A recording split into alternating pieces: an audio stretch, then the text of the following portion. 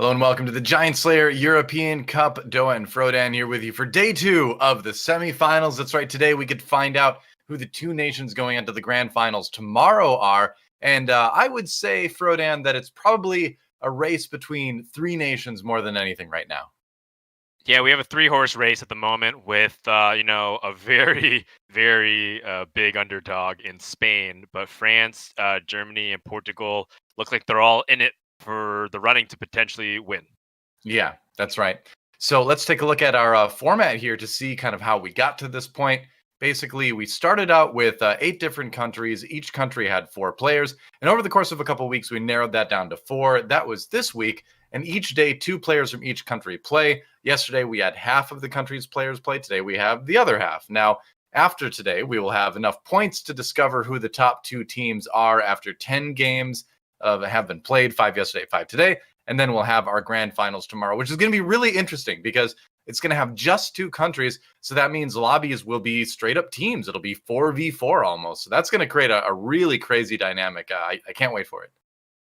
Yeah, I think that, a 4v4 lobby is pretty interesting. I feel like I've only seen streamers do that with their communities as like a fun show match type thing where like, okay, 3 of my buddies versus 3 of your buddies and whichever team ends up outplacing other on average. But now we're adding a lot of stakes to it. You can see thousands of dollars on the line for this tournament. Yeah, that's right. A good chunk of change for the countries that come out on top. But more than that, like this tournament and tournaments like this are great opportunities for players that may not get to be in the spotlight as often to kind of show their stuff. That's what I've always loved about World Cup tournaments in other esports is that you see and get to be fans of new players that you may not have been aware of before. And we've definitely had some players kind of rise up throughout this competition. As you can see, there are all the players from all of the different countries represented, and a lot of familiar names on there, but also a lot of names that I think are going to become familiar in the TFT scene. Portugal jumps to mind as a nation that performed great last week and has a lot of good players that people may not have been aware of. Yeah, I think Portugal is quite possibly the, Cinderella story of this tournament that, they came in with nobody particularly like a mega big streamer. They don't have anybody that is particularly like in most people's tier list as when they list out the top 10 players in Europe or even in that part of their region. Most people don't really name Portuguese players. However, maybe we should start doing that because they definitely have been proving themselves over the past couple weeks. I would say so. And you can see they're only 4 points behind Germany right now. So it really is a race between 3 unless Spain has an absolutely incredible day. They are really going to need to pick up the pace compared to their performance yesterday. And it is 2 new players, of course, from Spain today. So they've got a chance to do this, but it's a lot of ground to make up. And it's a lot. It's a big ask for one of these other 3 countries to perform poorly. So we will see. Here's our lobby for today, though. You've got Snoodyboo and Reven from Spain. France is bringing Unid and ToonTV. Germany has DarkHydra and Narkez. And finally, Portugal with Captain Rodrigues and Omaestro. So some powerhouse players on that list, especially if you look at Germany. Germany's performed really well throughout the tournament. They have a stacked roster. And in my opinion, I'm going to say that, to me anyway, I think Germany is still the favorite to win this thing. I would say so on paper, just from the strength of caliber on their roster, but that's only if you take a quick glance. If you look at kind of the way things are trending, Salvyyy and Sasa have been their higher performers, while Narkez had been struggling a little bit. So if we were to take based off projection, Germany might be performing a little bit more on the average scale, and then other countries can utilize that to leapfrog them. So I think France is another player to pay attention to. You need a former number 1 player on the EUS server, and I'm expecting some big movement from France. And of course, we keep saying the dark horse, Portugal. I'm never going to count them out. Yeah, that's right. I mean, Omaestro and Captain Rodrigues had an insane performance last week as a duo. And Germany and Portugal, the 2 nations that didn't swap up their 2-man rosters for the various days of competition. France and Spain did switch it up a little bit. So we can kind of compare last week to this week as far as Germany and Portugal go as far as what we might expect today. But, it all comes down to the games. It's a different patch as well. It's also a situation where we've got a new galaxy. We've got changes to galaxies. And so, we'll see. I'm looking forward to the games to start. But before we get there, we have to shout out Juke.gg, who has been sponsoring the Giant Slayer European Cup and a lot of other stuff in the TFT scene as well. Big supporters of TFT Esports, which is awesome. And thanks to Juke.gg for doing all that. Go to their website, juke.gg/TFT, and you can find all of your great TFT esports needs. And they're just a good site to find esports anyway. But time to go into game number 1, Frodan. That's right. We're going to start things off what looks like to be a normal Galaxy. No giant symbol in the middle or in the arena stands, which is nice. It's a nice change of pace given that we have been regularly seeing like all kinds of Galaxy. It feels like we've been seeing a huge representation of Super Dense in particular. But, I'm ready to see what a normal straight up Galaxy play can show us. As last night we saw Soju release his own tier list. And I always liked watching those tier lists because it shows the perspective of a pro player and what they view the meta to be. And turns out there's a lot of viable comps right now, which each have their own separate variations and trees of decisions that you can make. It's a very good meta. Yeah, I was reading through that, and I was actually pretty shocked at how many comps he rated at S tier, whether they were like S plus or S minus or whatever. But there really is a lot of variety right now. Wow, speaking of a lack of variety, 3 Nocturne shop for Reven. So wonder if you might pick that up. A Nocturne 2, regardless of what you end up going in a lot of comps, it's just a strong early game unit. So we might see him finish that later on, depending on what he gets here. But this is actually our second normal Galaxy in a row, believe it or not. The last one last night was also normal. So interesting to see. Yeah, and those are always like the fun moments where like being different is when nothing changes. And that's what ultimately I believe the impact of Galaxies were aimed at. And, overall, you got to be happy with how things have been developing, at least here in the TFT world, because Galaxies has been just quite the revelation in terms of variety and freshness. So interesting start. And he's got an opportunity to pick up some cybernetics as well. But as far as his items go, you can build a couple okay items in Trap Claw and Zizra Portal. But that Last Whisper, normally, that used to be an item that we would see people just slam. It's kind of fallen in priority a little bit to things like Infinity Edge and even Red Buff in a lot of compositions since Blasters have come back. So we're probably going to just see him sit on these items and see if he gets a 4th one here. But that's a tough combination to kind of figure out in the early game, I think. A tier, huh? All right. Okay, so from this, the best items to slam are Redemption and Last Whisper, and those are directly items for Cybernetics. You want to have that Redemption on some kind of frontliner, ideally Fiora, and Last Whisper can obviously go on Vayne. You can use Lucian to hold it early. In the meantime, you can actually just kind of stack Nocturne as a temporary item holder, since Nocturne's very flexible as a person that can temporarily mule for you. Yeah, I think building the Last Whisper on Nocturne is not a bad idea at all right now. He's going to go ahead and drop the Redemption on probably the Poppy or maybe the Leona, actually. All right. So he can always swap this over to a Fiora later. Leona is an okay user of it, too. Sometimes she doesn't die quite soon enough. He's kind of waiting to see if he's going to get use out of it. Part of the issue with Redemption was it wouldn't get a lot of value if the other units aren't being attacked. Yeah. But it's totally fine. Leona can hold Redemption. It's just that, she does do such a good job staying alive, because that's pretty much what her ability tries to do. And sometimes the Redemption comes a little bit too late because Leona doesn't die quick enough. I hate it when I'm like, okay, maybe I'll go Cybernetics this game. And then I run into a board where a dude's got like what Reven just ran into. It's an early Vi. It's a Fiora 2 already. And you're like, oh, well, it was a good idea while it lasted. So he can still do it, but you might be thinking a little bit more about what else you can use these items on now. Yeah, so the thing about Cybernetics is that if you do end up lose streaking, it's because you want to pick the very good items off the carousel to build the good Vayne. And then you need to find Vayne. And then you need to get it a 2-star. That's when Cybernetics can really get online. Outside of that, it does feel like you'd be floundering a lot without it. And I really like that he's already preparing an alternative with the Kog'Maw and the Double Grace pickup, because, like we said, Cybernetics a lot of times can be a feast or famine strategy. And if it's not working out, don't try to brute force it and just get yourself a fat 8th. Reven has to go for a really good opening here, because Spain, remember, they're very far behind, and so they're super dependent on players like Reven to pull them back in. Yeah, totally. And that doesn't necessarily mean win streaking right away. Like you said, you can go on loss streaks, but it does mean that his end results need to be good. So he's kind of positioned himself, like you mentioned, picking up the Malphite Graves, the Kog'Maw for going maybe Brawler Blaster. Finding the Yona 2 is pretty nice. And there's a Jace, actually. And Jace is just one of those tanks where it's like he's always going to be good. It's one of those 3-cost units that you just normally, or nearly, I would say, almost always buy, no matter what you're playing. And this is starting to look like a little bit stronger of a board. No item, obviously, for Fiora, so she's not getting the Cybernetics buff. But Jace as one of your 2 Vanguards and having the Lucian, holding an item for the Vayne later, could be pretty strong early on. So I don't know if it's enough to turn on the win streak, but it's definitely better than what he had. Definitely. The Cybernetics Vanguards is pretty much the staple early to mid-game build now. You not only go from 2 Vanguards, it feels like at level 6 you play 2 more Vanguards.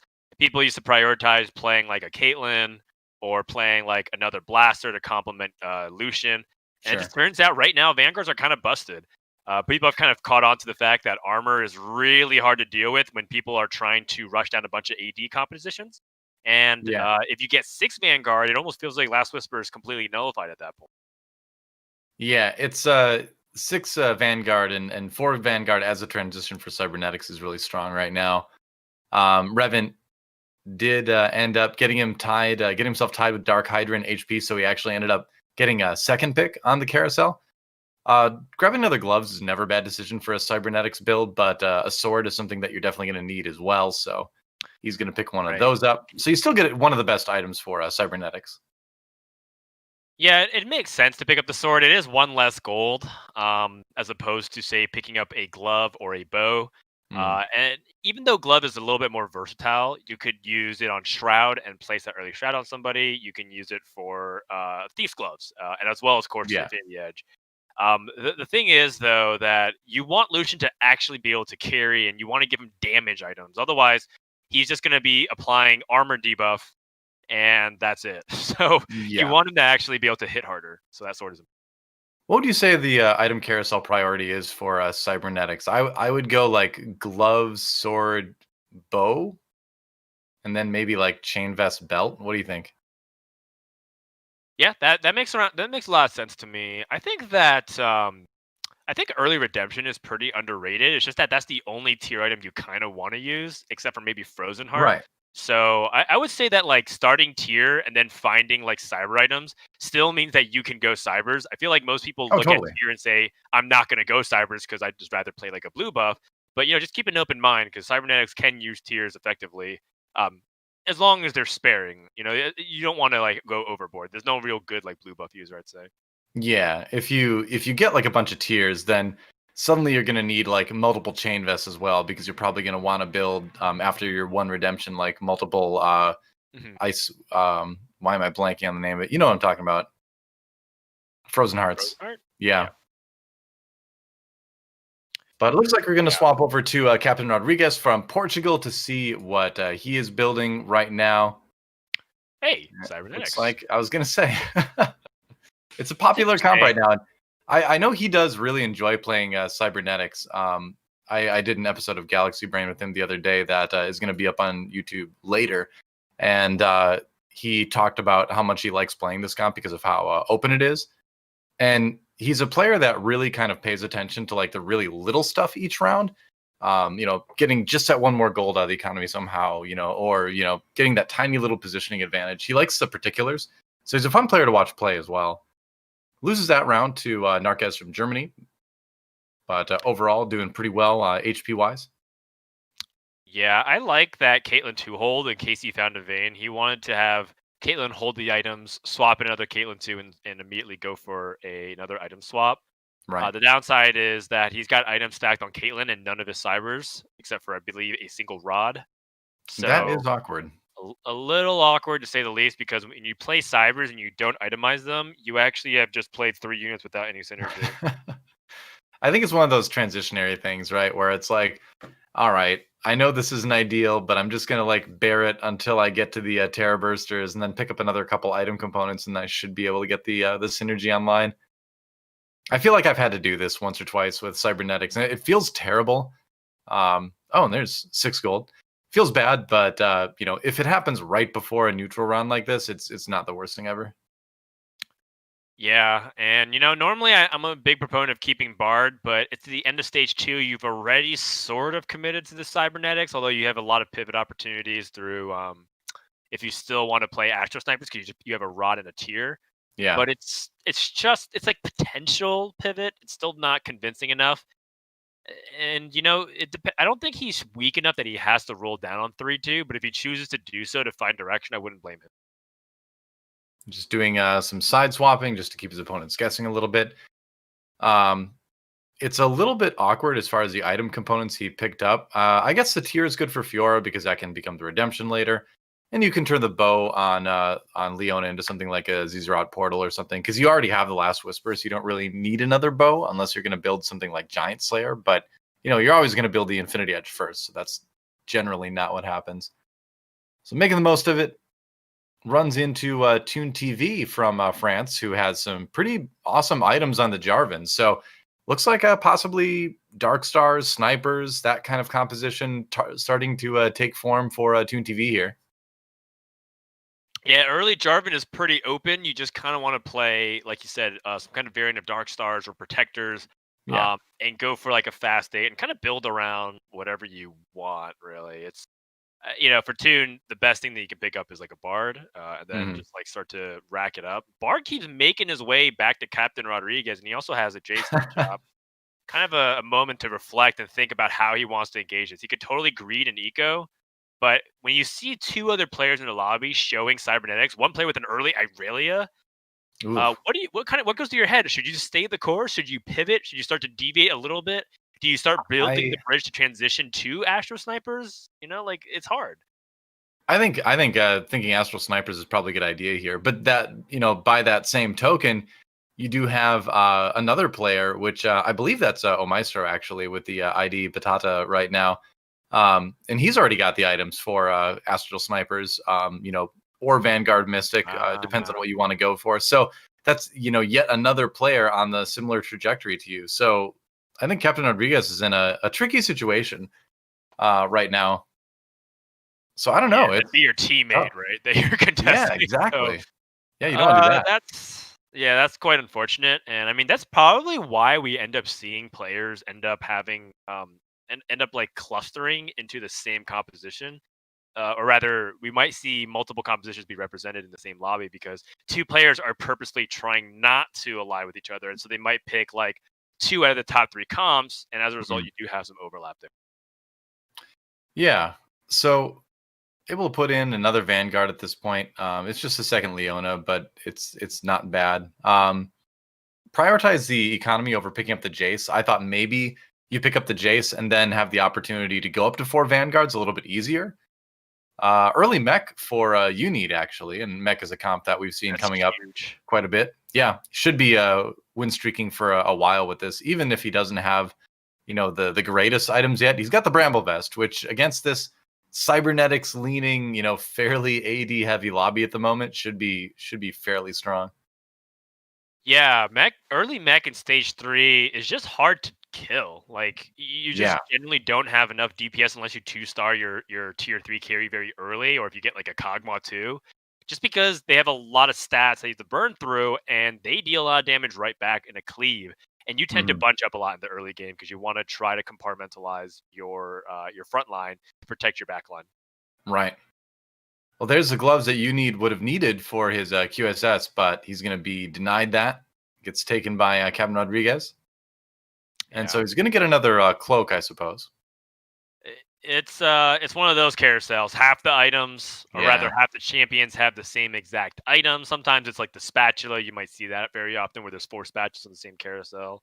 Those carousels, I think, are okay. I think like in terms of what if you're happy or you're unhappy to see, because when it's tier, for example, I think everyone's really happy, but when it's cloak, everyone's pretty sad. So you take the good with the bad. It's like a half Mort Dog carousel. Right. I feel like those carousels always pop up when I need like a sword or something like that, or a tier. It's like, oh, that's the moment, right? Wow. So Teemo and Gnar in the shop, but just not the composition he's going for this time around. Doesn't help the mech player that much. It's not even just Teemo and Gnar. It's Teemo, Gnar, and Bard. It's an entire Astro. Oh yeah. Straight You're right. up. Let's go Astromech. So interesting. It sounds like it should make sense, actually. You know, I mean, playing Teemo with the mech may not be that bad because things tend to group around it, and that'll give Teemo a good target to throw in those shrooms. Yeah, I think it sounds really cute. I think that there's just a little bit too much anti-synergy there, or rather, there's synergy in the abilities, but like you're not capitalizing on mech's biggest strengths like that early demolitionist or Right. getting like a big sorcerer buff. So you know, how much is it really worth? Because outside of Teemo, it doesn't feel like Gnar and Bard contribute very much. You go Victor, Ziggs, and then Gnar, Bard, Teemo. And then you have the Astro package. And you have Gnar being, you know, protecting the back line or whatever, and then you have Sorcerer, and then you have Demolitionist. There you go, level 8. Boom, perfect comp. Wow, 2-star Aurelia already for Captain Rodrigues. He managed to find that just out of the blue. That's huge. No items on it though. Yeah, that's. I mean, that's crazy. It doesn't look like it's out of the blue. It looks like he leveled to 7 and rolled a little bit and found it. And still, though, that's big. That's a very big thing because now you're less dependent on Vayne 2, and you can actually even just give Vayne items to Aurelia and just make her your carry. And that's a really good alternative because when people start playing the Vayne Wars, it ends up becoming a really difficult battle for everyone involved because a lot of times multiple players are holding like 2 Vaynes and they can't really get online, and then all the cyber players are bottom 3. Yeah, it's like a really tough time. So having that Aurelia 2 is massive for Rodrigues. Yeah, for sure. It's a good way to go back and snipe those Vaynes. Yep. So checking out Narkez's board, you need doing a little bit of scouting here. What were you gonna say? Yeah, I was going to say that Narkez is still undefeated throughout stage 3, which means that he is destined for a fast 8, and with those items can go even potentially for a fast 9 because it doesn't seem like he's losing steam very much. Yeah. And that could be like Narkez making his mark on the lobbies early because last week Narkez struggled a lot. You know, he wasn't able to produce a ton of points for Germany, but thankfully because Germany's performance was so good across the board, Narkez having a below average day ended up being more than enough for Germany to advance. Yeah. So looking at his options right now for items on a Unid side of things, he could build that Ionic Spark, which is obviously one of the core items, generally speaking, for mech. But you also give up a QSS piece if you do that, which, you know, if your mech gets Zephyr, then you just basically lose. So it's kind of a higher priority item. But this late in the game, going into 4-1, you kind of want at least 2 items complete on that mech. So it's a bit of an awkward situation. And I was wondering if he was going to do this. Yeah, just build the Morellos on the Ari, get that going a little bit, and then just kind of wait for your opportunity to QSS, I suppose. Yeah, Morello's really, really important for Victor because he will splash most of the team, assuming that Victor is, you know, not inting. And when you have that debuff, it's really important so that combined with Victor and the mech, they will eventually be able to splash and kill units. Having just like Death Cap or Jewel Gauntlet or some of these other like AP items is a lot worse than Morello. So I would say prioritize that. If he gets another rod and he can't find another cloak for the life of him, then yeah, definitely I think jam that Ionic. Oh, interesting. Okay, so he's giving up. Oh, that's huge. Finds the Victor.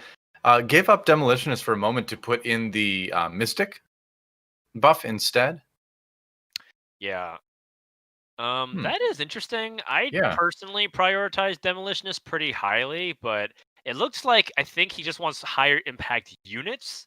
Like Soraka and Karma, especially with a Shaco too, will end up doing a lot more than just like an individual Ziggs and like 1 stun from the mech. So I can understand that because the general consensus is that the longer the mech goes, the longer the mech stays alive through a heal, the better it is. Also, Soraka ends up being very good with the mech piles that pop out.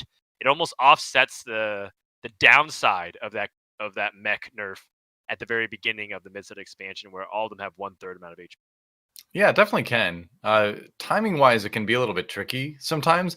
Like, unfortunately for Uni, we saw a situation where he didn't get his Victor ult until the mech was already broken up. So it's ideally the Victor gets the ult to sort of set up the mech to start cleaving people to death.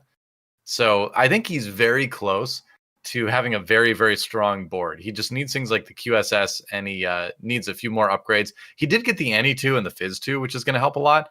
But finding that Victor 2 and then finding like a Shojin's or, anything really tier based for Victor to get him to cast a little bit faster, it's going to be nice. And wow, this is a mirror match of mirror matches. But there's a blue buff on the Omaestro side, but Omaestro also has also got Zephyr as well.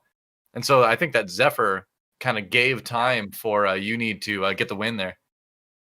Yeah, that was a big Zephyr. You can see Unit actually playing exactly the same units, but better positioning because of the Zephyr.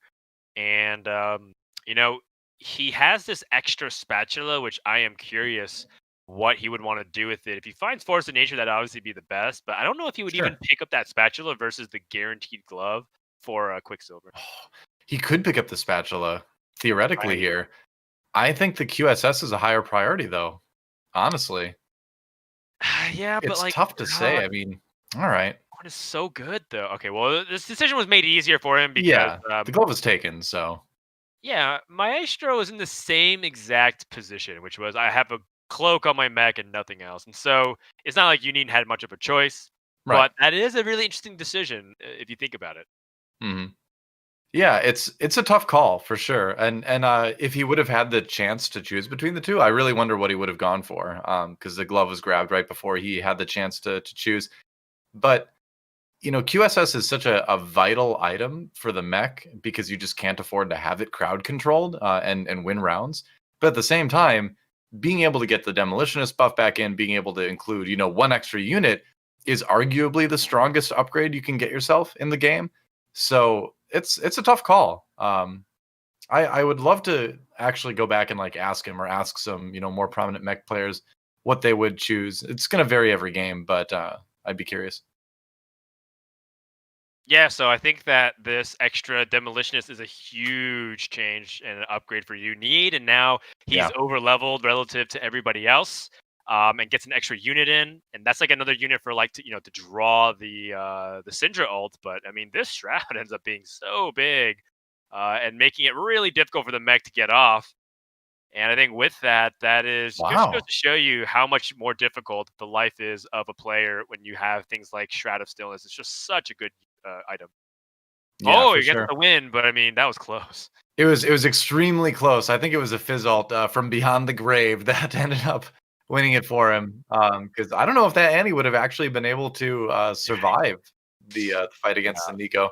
That's crazy. Well, let's see what DarkHydra is up to from Team Germany. Obviously, one of the most prominent players over there, and going for Sorks this time. Interesting. All right. Yeah, it's a really good sign if you just played against a person that got a Fawn and added a really relevant synergy, and you still almost won. It goes to show you the power level of your current composition. On the flip side, imagine you get Force of Nature, and then you immediately lose, and you're like, "What?" Hey, oh wow, another mech, another Shroud. There's so many mechs today, actually. Yeah. All right, so he runs into the other one, second mech right in a row. This one should be a little bit more beatable, I would say. Yeah, certainly looking that way. It just seems like the board strength here is just not really there for Batata. It ends up taking a lot of damage, and with that, is potentially our first player to leave the lobby as he's down just 14 hit points. Mech from this point should be. This is also a very concerning thing because around this stage is where Mech starts to fall off. Sure. And until you hit another significant power spike, whether it's hit level 8 and hit like Gangplank. But everyone else is getting Jin 2. They're getting their legendary comps online. Cybers has all their 2-stars are hitting Echo. It's like you really need to be scaling up in power, and you're just very far behind if you're sitting in that position right now at the game. You should be way healthier. Wow, he finds a Nico's. That's always going to be a welcome pickup. That could allow him to Nico's his Victor if he wants to. Otherwise, you can wait and maybe go for an Urgot 2 later on. finds the Victor too naturally, so that's nice. He doesn't need to use the Nikos on that. A lot of times you'd be using the Jarvan as one of your protectors here, just to make Syndra cast faster, and he hasn't been able to find that yet. Strong comp, but that is interesting. Oh, and Xerath. Yeah, well, you definitely want to pick that up. Yeah, the 4-star Guardian is completely optional, only because they are your sorcerers, but Xerath is really good. And this brings us to, I mean, this board looks good enough to go to 9 and then play Janna, and then you're done. So Yeah. the issue is that this kind of composition in particular really needs Janna. Like, otherwise, very similar to the thing we're talking about mech, you just start to fall off. And you look at Captain Rodrigues, that Aurelia is very scary, but thankfully it looks like that ended up getting targeted. If that Aurelia didn't get targeted immediately, right after she jumped onto a bunch of the back line, this would have turned the other way against DarkHydra. Yeah, this is one of the things that really shows it's important to keep Neeko back by your carries right now, because that Trap Claw was popped, but then after that, the second time Neeko ulted, she was able to catch the Aurelia and kind of shut down the resets, and if you can do that, then the Aurelia drops pretty fast. So yeah, if you're playing this type of composition, you want to keep the Neeko close to everybody rather than up in the front. Yeah, and we have our first player exiting out in 8th. 15 damage means -1. So top 7 has been established, or rather, who is not getting 8. Captain Rodrigues also gets a Vayne 2. So everyone's getting online at the moment. And it does seem like we have kind of the story of 2x2. Most compositions are represented. There's 2 players playing it, 2 cyber players, 2 mech players, 2 kind of like protector open players, and then Astro snipers. It is interesting. Oh man, the Syndra just gets absolutely stomped by the Gnar here. That is rough. Snoodyboo gets his Gnar in the back line. Oh no, it's getting eaten though. Teemo, can you save the Gnar? He can. That was close. That was so close. I think if the Gnar got eaten, there was a chance for DarkHydra to take it. But this is a pretty good demonstration of why Syndra as a carry seems to have largely fallen off, because she's just too vulnerable. And you really need to give her like 3 offensive items, because if you give her a defensive item, she takes even longer to get online. And so usually you end up moving those Syndra items onto a different carry. In this case, I'd probably even consider moving a couple of them to Victor, but it seems like it would be too much of a sacrifice because he already sold Ahri, doesn't have anything to replace that. Yeah, Syndra is there for some synergies sometimes, basically, and she can do damage, but I don't know. It's weird. Like Syndra should be better than this, but she's not. I mean, she can still be strong, and I think honestly, like, despite the slower start, if you're gonna play Syndra, you should probably put a Guardian Angel or a Trap Claw on her, because she needs to be able to withstand the big hit that's going to come in at some point, whether shrugging it off with the Trap Claw or just coming back, with the GA. So I would always build her with a defensive item if I was going to it. But the temptation, for the reasons you said, is definitely to build her with 3 offensive. But I think it's just too fragile if you do that. Yeah, it's just tough because, you already want a GA and all these defensive items on Neeko, or like whoever your frontliner is. And so it's like getting 2 of them is just pretty hard. But if in the ideal world, I would like to go for all of them. Yeah, and Trap Claw is a fine alternative as well. So just something defensive on her. So it's a full item carousel here because we're at the carousel before Kayn finally. DarkHydra looking for something that's going to be useful. And yeah, I got to say, Portal is probably going to be the best one for him right now. He didn't get the Rage Blade for his Xerath, which is kind of a painful moment, but maybe he can find something at some point.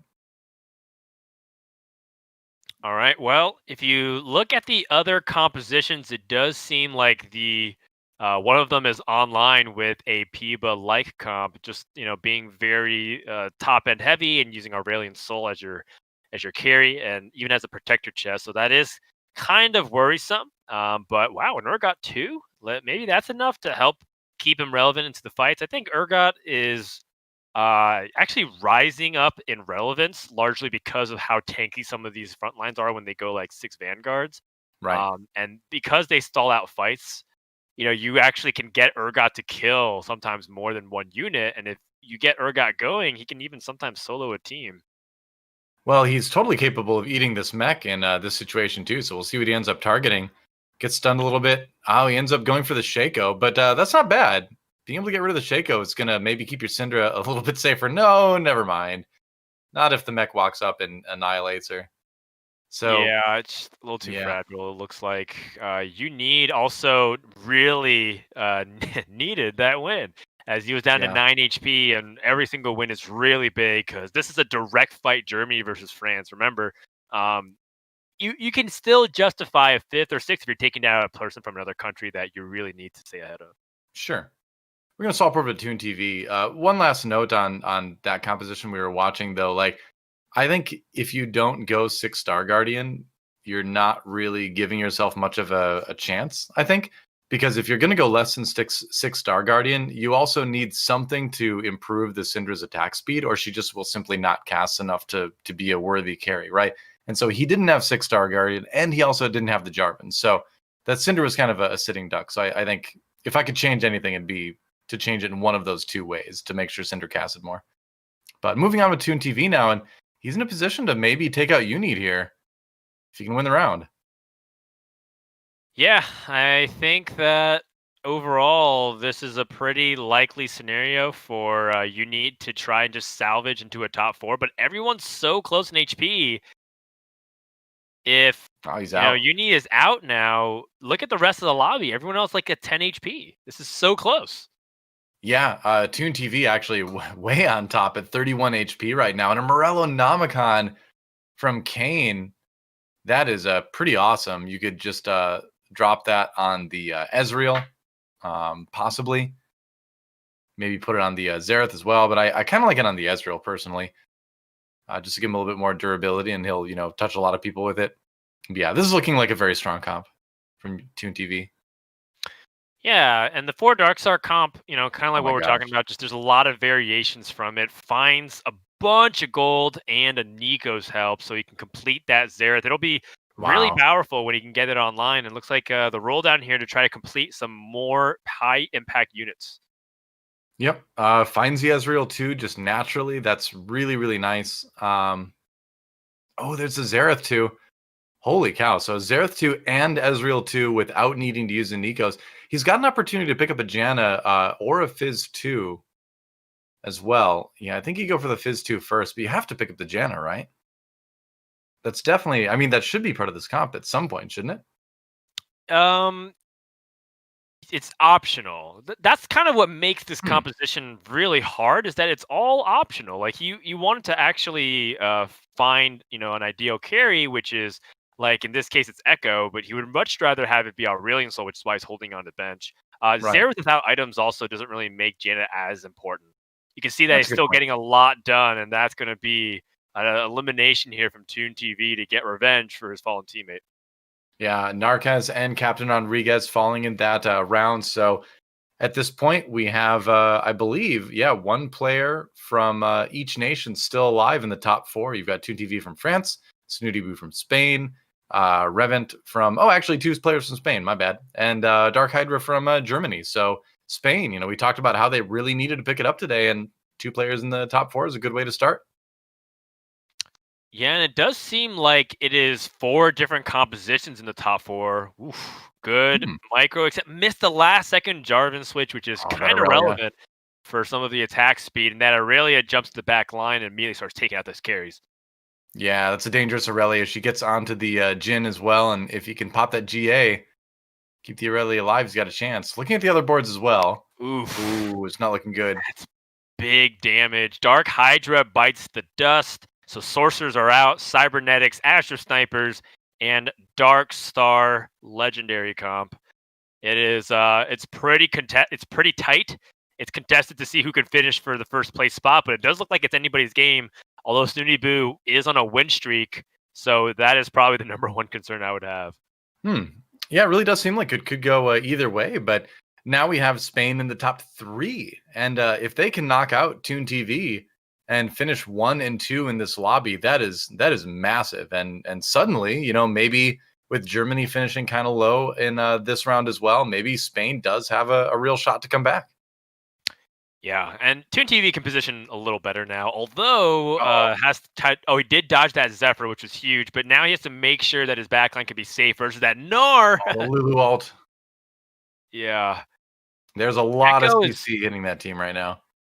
the Echo has also kind of been not effective as a carry, to be quite honest, from Toon. It's Yeah. been a very disappointing carry, despite him being a very powerful unit individually.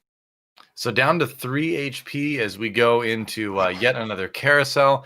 Maybe Wow. he can find a Xerath item, but there's not really anything spectacular for Xerath.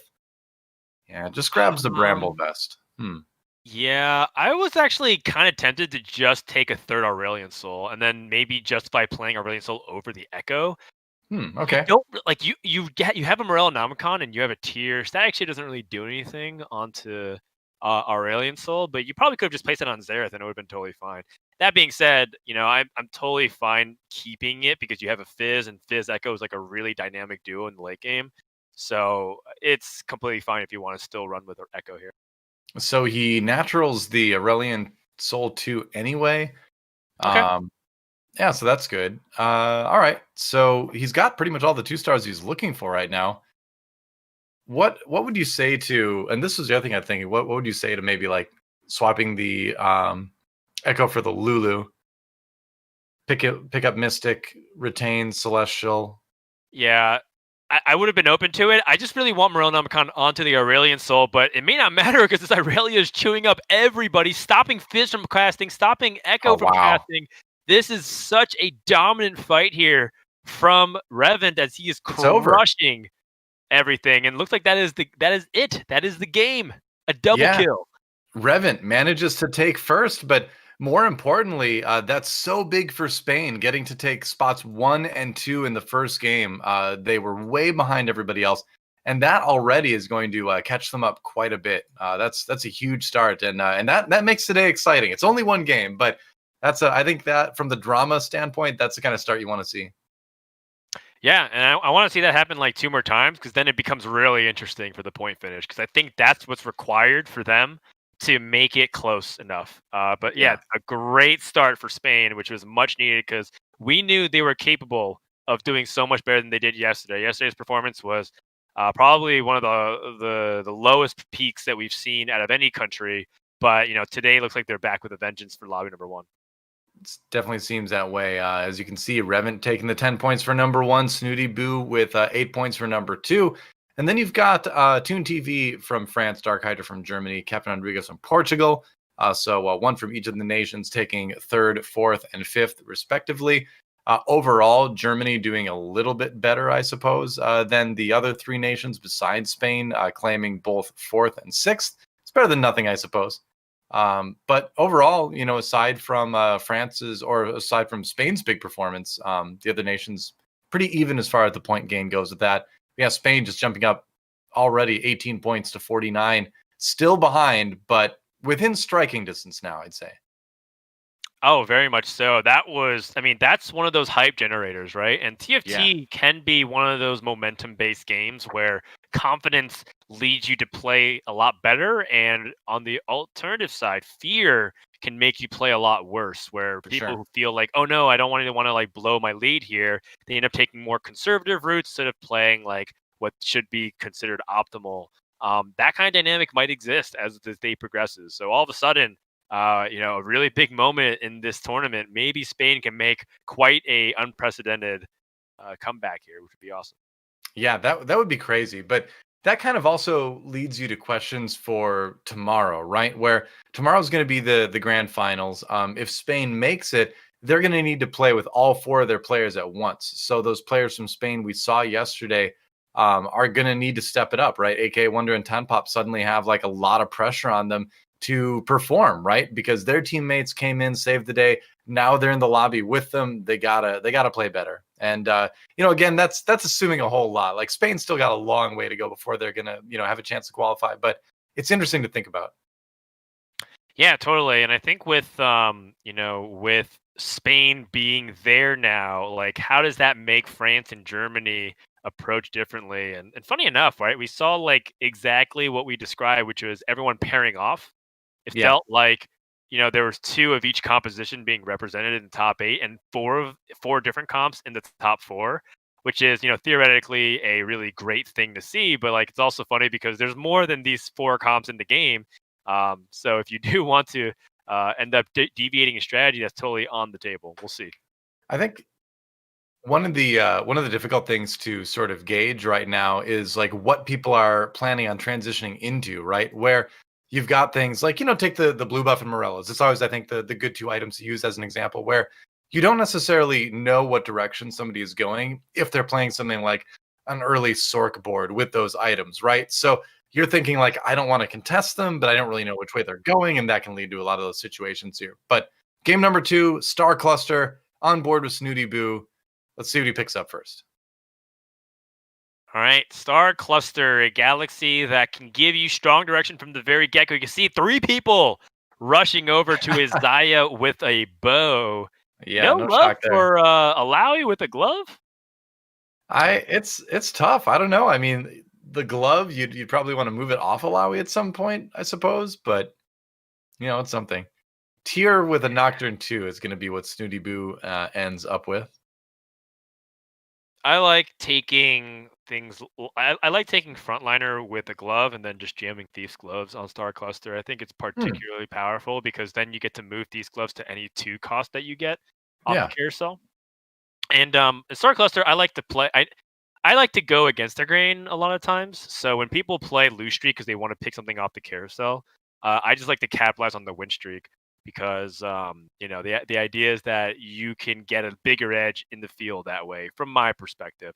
And so I like to play win streak styles on Star Cluster. I can definitely see that. So Snoodyboo gets a early Nico as well, which is kind of cool because normally that's a unit you would sell, but if he can find like a Jarvan or something, that can lead into a strong early Protector Star Guardian board. So it's at least, I think, worth holding on to for a little bit, because you're probably not that incentivized right now to pick up the Xayah, because there's already Xayah 2s out there, and the Leona, because I guess he'll pick them up anyway, but if you can find a Leona 2, that'll be useful. He finds a Jarvan. Interesting. Yeah, Alright. so it does seem like Snoodyboo has a pretty reasonable opening to play Protector Sork. Does have Right. ATF, which can hold early carry items. He does end up selling it and prioritizing the infiltrators. I like this a little better just because 3 costs, you better make sure they are like the most important 3 costs to have. And while Nico Yeah. is important as the game goes on, you actually don't even really need Nico till maybe stage 4, I would say. It's a nice luxury versus like Cassio and Vayne and all them. You need them immediately. Right. I'll find another Jarvan. That's good. And there's the Ahri and the Zoe as well. So that's kind of the board I was talking about, where if you do choose to keep the early Nico, you're probably going to want to find those 2 units specifically, the Ahri and the Zoe, because then you have double Sork, double Protector, and Star Guardian, and with items that can be fairly strong. And he does have the blue buff on Nocturne. That said, now you're pretty committed to the Infiltrators, which can also be strong. But it does require a good amount of scouting, too, to kind of know where you're going. It's definitely stronger than playing a bunch of 1 costs right now, or rather 1-star units. The synergies would have looked really good with the Nico and the Ahri. But yeah, it's sometimes just worth getting that 2-star on the board so that way you can at least kill 1 unit. HP preservation, I think, is like super important right now in the metagame. And if you do end up loose streaking, you better make sure that when you flip the switch and start to win, you start to do that immediately. Because as you see, many games don't even get to like the middle of stage 6. And if they do, it tends to be because like, everybody's within 1 hit, one life. And then like you can go either second or you can go like 7th. Well, you also know too that like everyone else in the lobby, has access to a 2-star, whether they sold it or not. It could be out there, right? So you want to keep that in mind.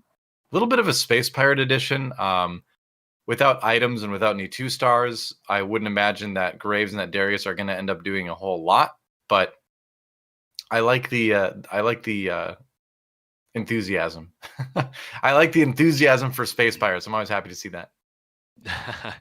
Yeah, it seems like for the most part here, Snoodyboo is leaning towards Vanguard Mystics.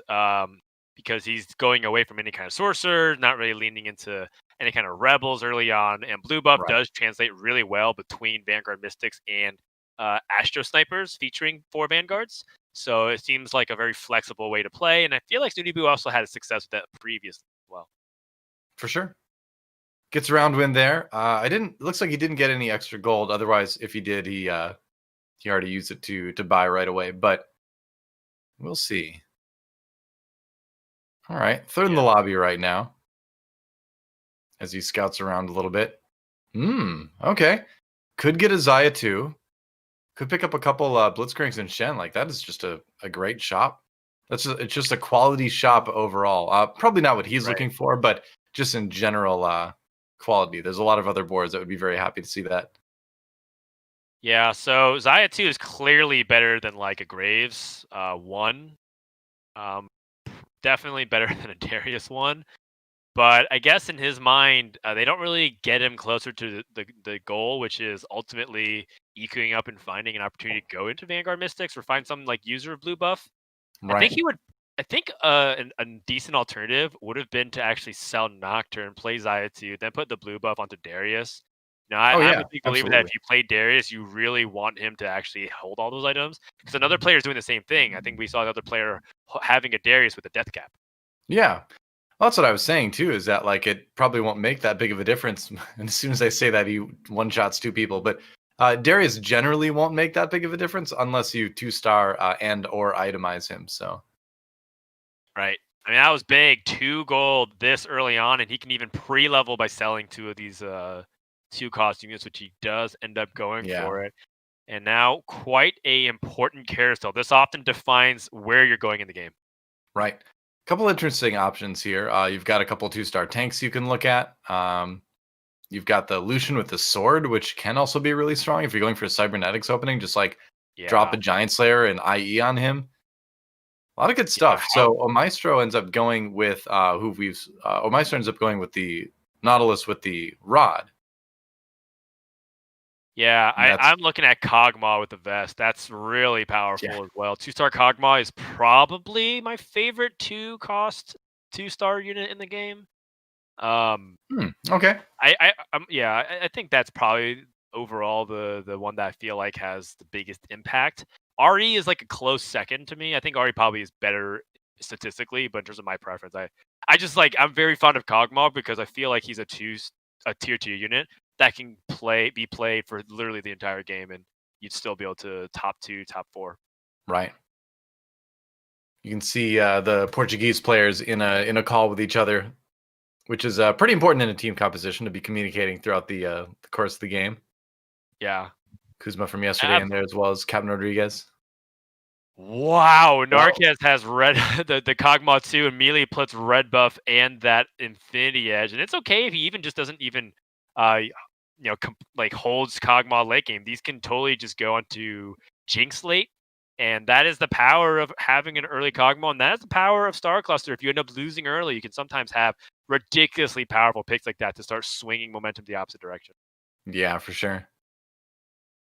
Let's see what he gets out of this. All right, finds Soraka, but not the 4-cost you're really looking for here. And this is a genuinely awkward situation for Omaestro because he does have those vanguards like we mentioned, but he's got 3, doesn't have 4. Now he sells to get the Morel and Amicon onto Graves. Yeah, second Poppy 2 is fine. That's going to be your best board at the moment.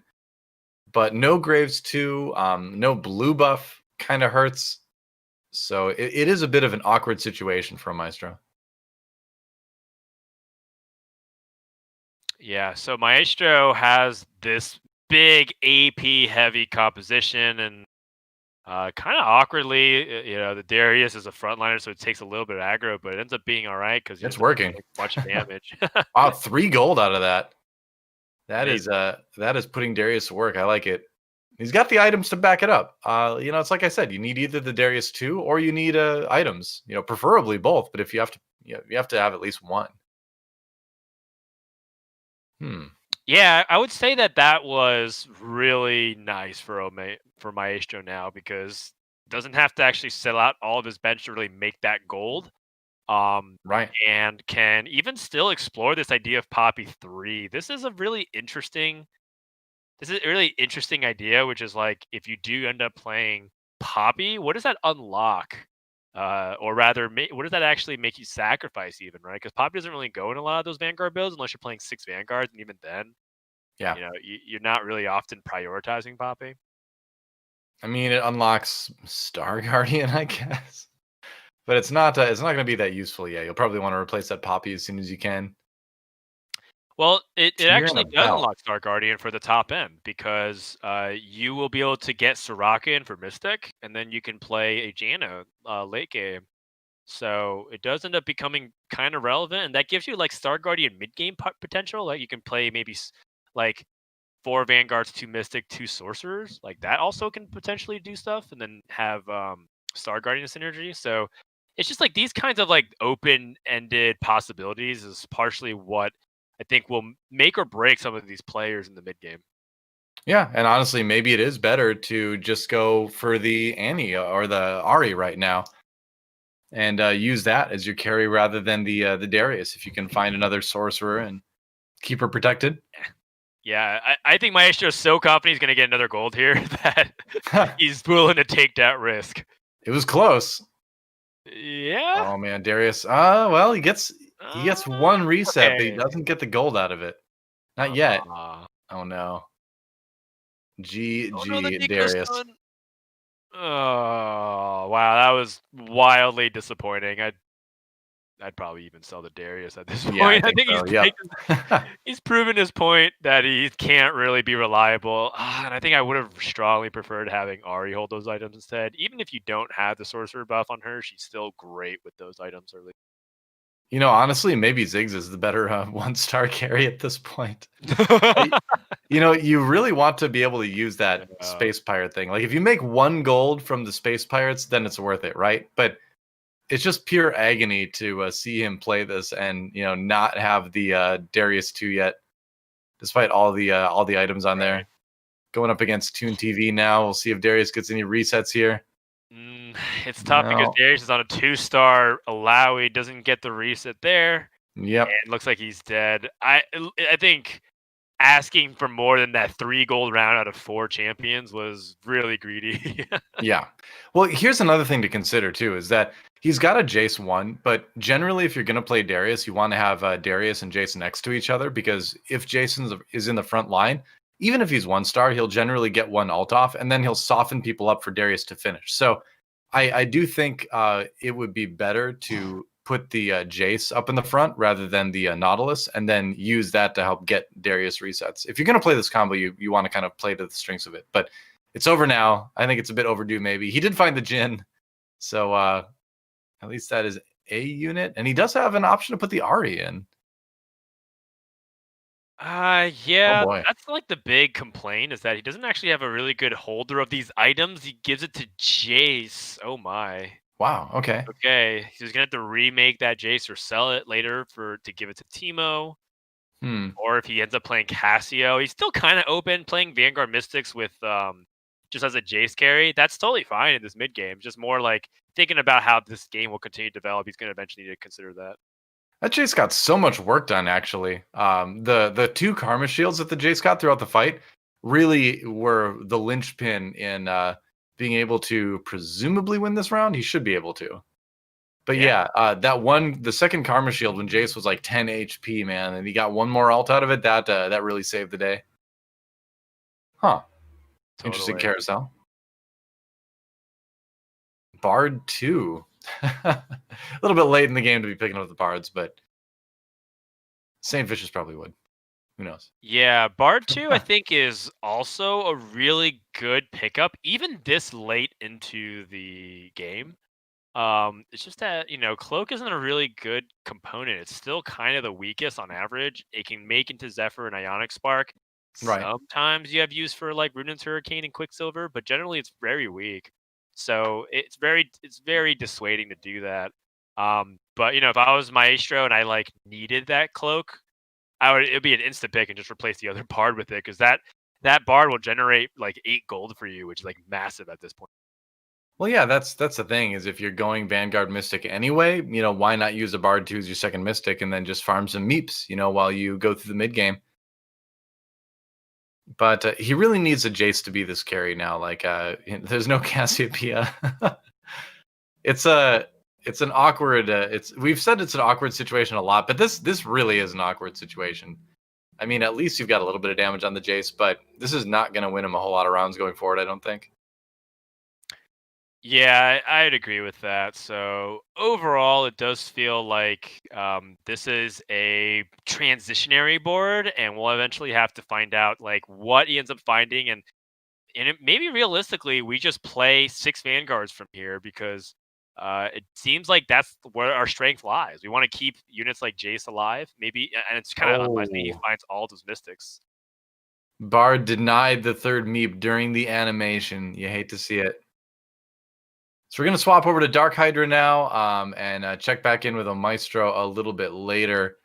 DarkHydra from Germany at the moment, going for his own sorcerer build, I suppose.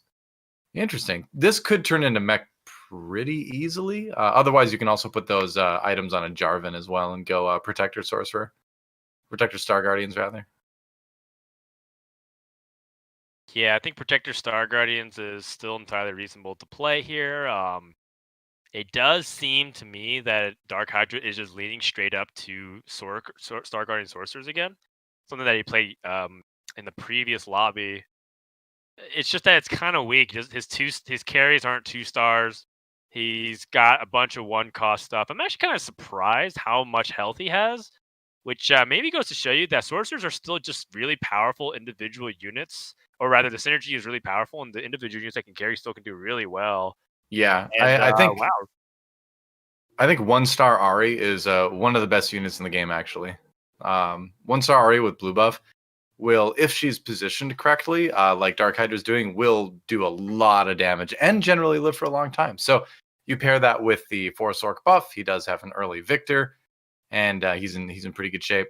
He's already got the Jarvan too as well, so he's just kind of waiting for that moment to swap things over. He's also left himself open to play mech too, which I like. So this is just a great mid-game setup for DarkHydra. It's a strong board, but he also has 2 different directions he can go, and he's prepared to go both directions. Or 2 extra different directions besides the one he's already playing, rather. Right. That makes a lot of sense, and I mean, maybe even confirmation about what really is the 2 the 2-cost unit that's the best in the game. Because I was talking about Kog'Maw, and Ari makes a really good case for it. I think so. I'd also be tempted to switch the Leona with the Jace if he's going to stick with 2 Vanguards here, because Jace is just going to be straight up better. It's not like he's lacking in economy. Right. But he's not going to do it. It's a small thing. I think if given the opportunity, he probably would have done that.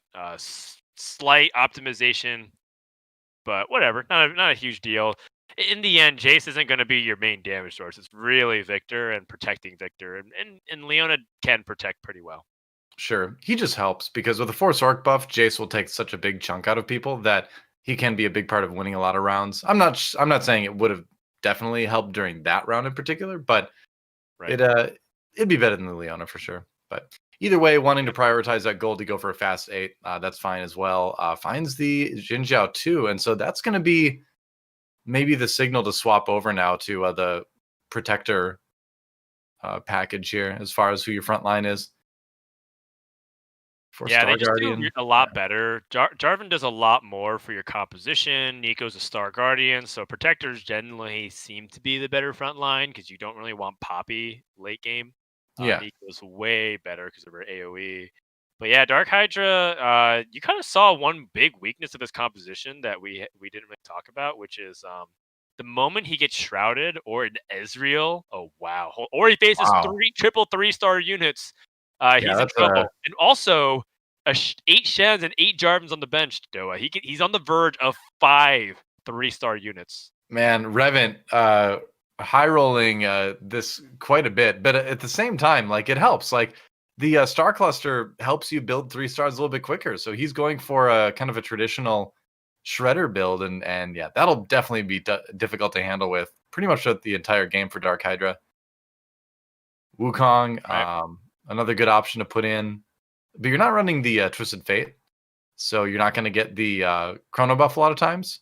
Finds a Lulu for later. And yeah, you don't want to give up 4 Sork here. All right, so he's probably I'd probably get the Lulu in here. I think that Mystic with the Celestial is really valuable, and you can drop could be 2 sorcerers for it. I like this a lot better, actually. okay. I mean, he did get the Victor too, so that does give him a damage boost they didn't have before. Wow, that is just a perfect Victor ultimate. Yeah, I think that like he has enough damage. He just doesn't have enough survivability, right? Because he had Poppy solo tanking with like a Jarvan that had no items. That really wasn't cutting it at all. And this makes a lot more sense to me to balance out the composition a lot more. Because remember, you really do need a good balance of things, frontline and backline. He was way too heavy on the backline. Sure. Well, the Victor 2 is strong enough to help carry for a while anyway. For sure. All right, so another carousel to look at here. There's a Thresh on this one, which is interesting. Yeah, this is the most interesting carousel of the game usually because you have legendaries that are available. You have carries that at tier 4, like a Jhin or a Teemo, that can be really important. Or you can just like optimize for gold, or you're trying to complete your 3 stars. If you're going like Bang Bros and playing Master E, this is like the time where you find it, and you're like, okay, I'm online. Oh wow, he finds Janna. Oh my gosh, that is big. We'll check in with him later. Time to swap over to Captain Rodrigues for now, though. I mean, Janna is huge. We don't have to talk too much about it. That she is one of the defining legendaries of the mid-set expansion so far. Meanwhile, on Captain Rodrigues' end, he is playing Astro Snipers, so a change of pace from the Cybers that he was playing, and he does have all of the pieces that he would want, but he's a little under-leveled. That's actually one of the biggest problems with Astro Snipers, is that you really have this conundrum of you have expensive comp, and you need to push levels, and you often can't choose to do both. Right. Opts for the Trap Claw onto Ashe, actually, to prevent her from getting a Blitzcrank grabbed in this one fight. Looks like the front line, though, can't quite survive long enough, and ToonTV is going to get the win over Captain Rodrigues, who's down to 28 HP now. Oof. And considerably lower even than you need, who took a loss, but even after that loss, only went down to 42. So a little bit rough for Captain Rodrigues in this lobby. Yeah, the more I analyze and play Astro Snipers, the more I really feel like it is similar to Cybernetics, where it feels like you top 2 or bottom 2 every single game. And it's largely because if you can survive the bottom 2 phase, which is like where Captain Rodrigues is currently, I mean, he's got pieces to do that in the form of like Gnar 2 and Teemo 2, and I mean, he's got good stuff. But if he doesn't have enough HP and he can't survive long enough, then he's just gonna die.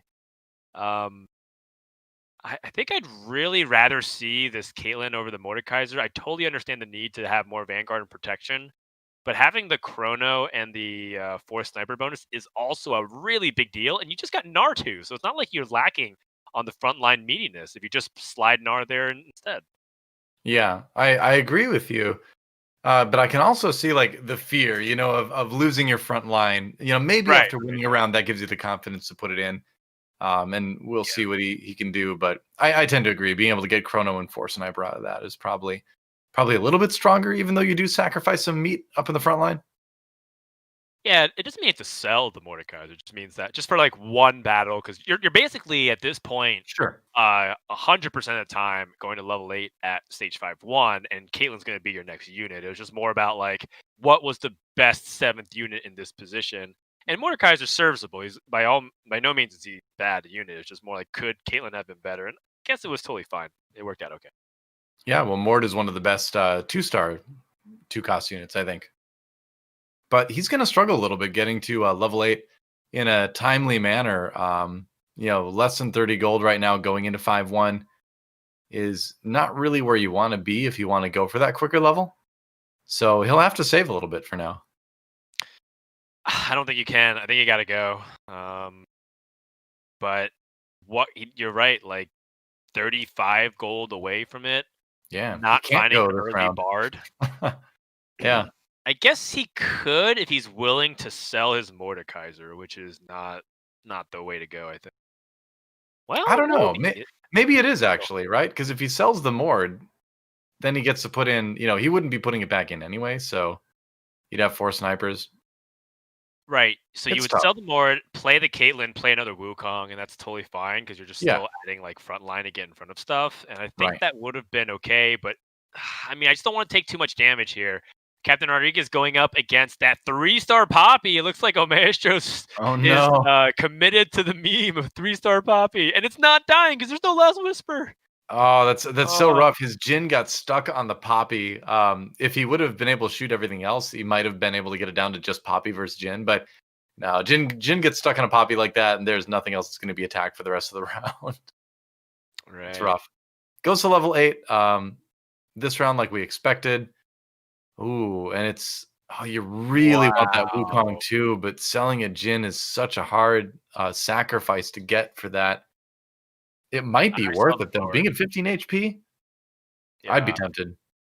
I sell the Mord every time and play like I think Shaco is enough gold. You get 5 gold for selling the Mord, and then you buy Wukong. Oh no, you only have 2 gold after that. So he does sell the Jhin.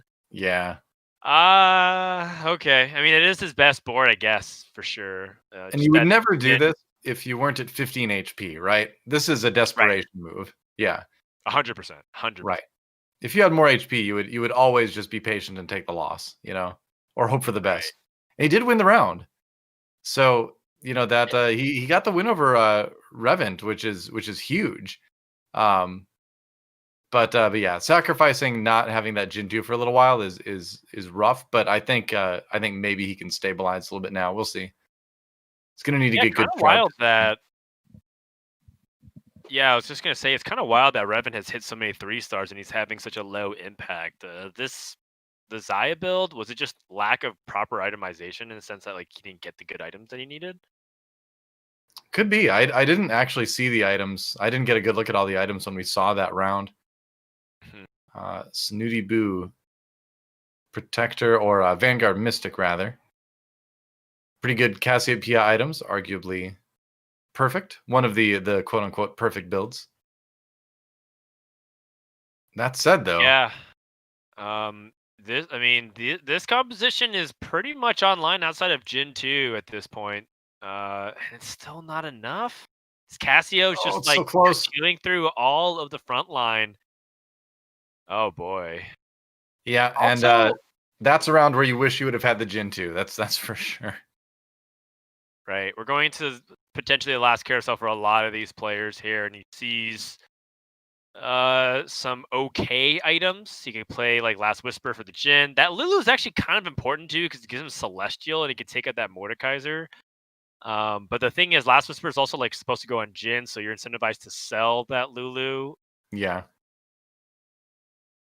I mean, I like just picking up the Giant Slayer here and giving it to Jin. It's a strong item. It's gonna make up for the fact that he's lacking in star level, and it's not much, but you take whatever little edge you can get at this point if you're Captain Rodrigues, and all you want to do, you're just thinking not eighth at this point. You're just like not eighth, and maybe he can sneak ahead of Reven. Oh wow, spikes the Lulu. Anyways, that's huge.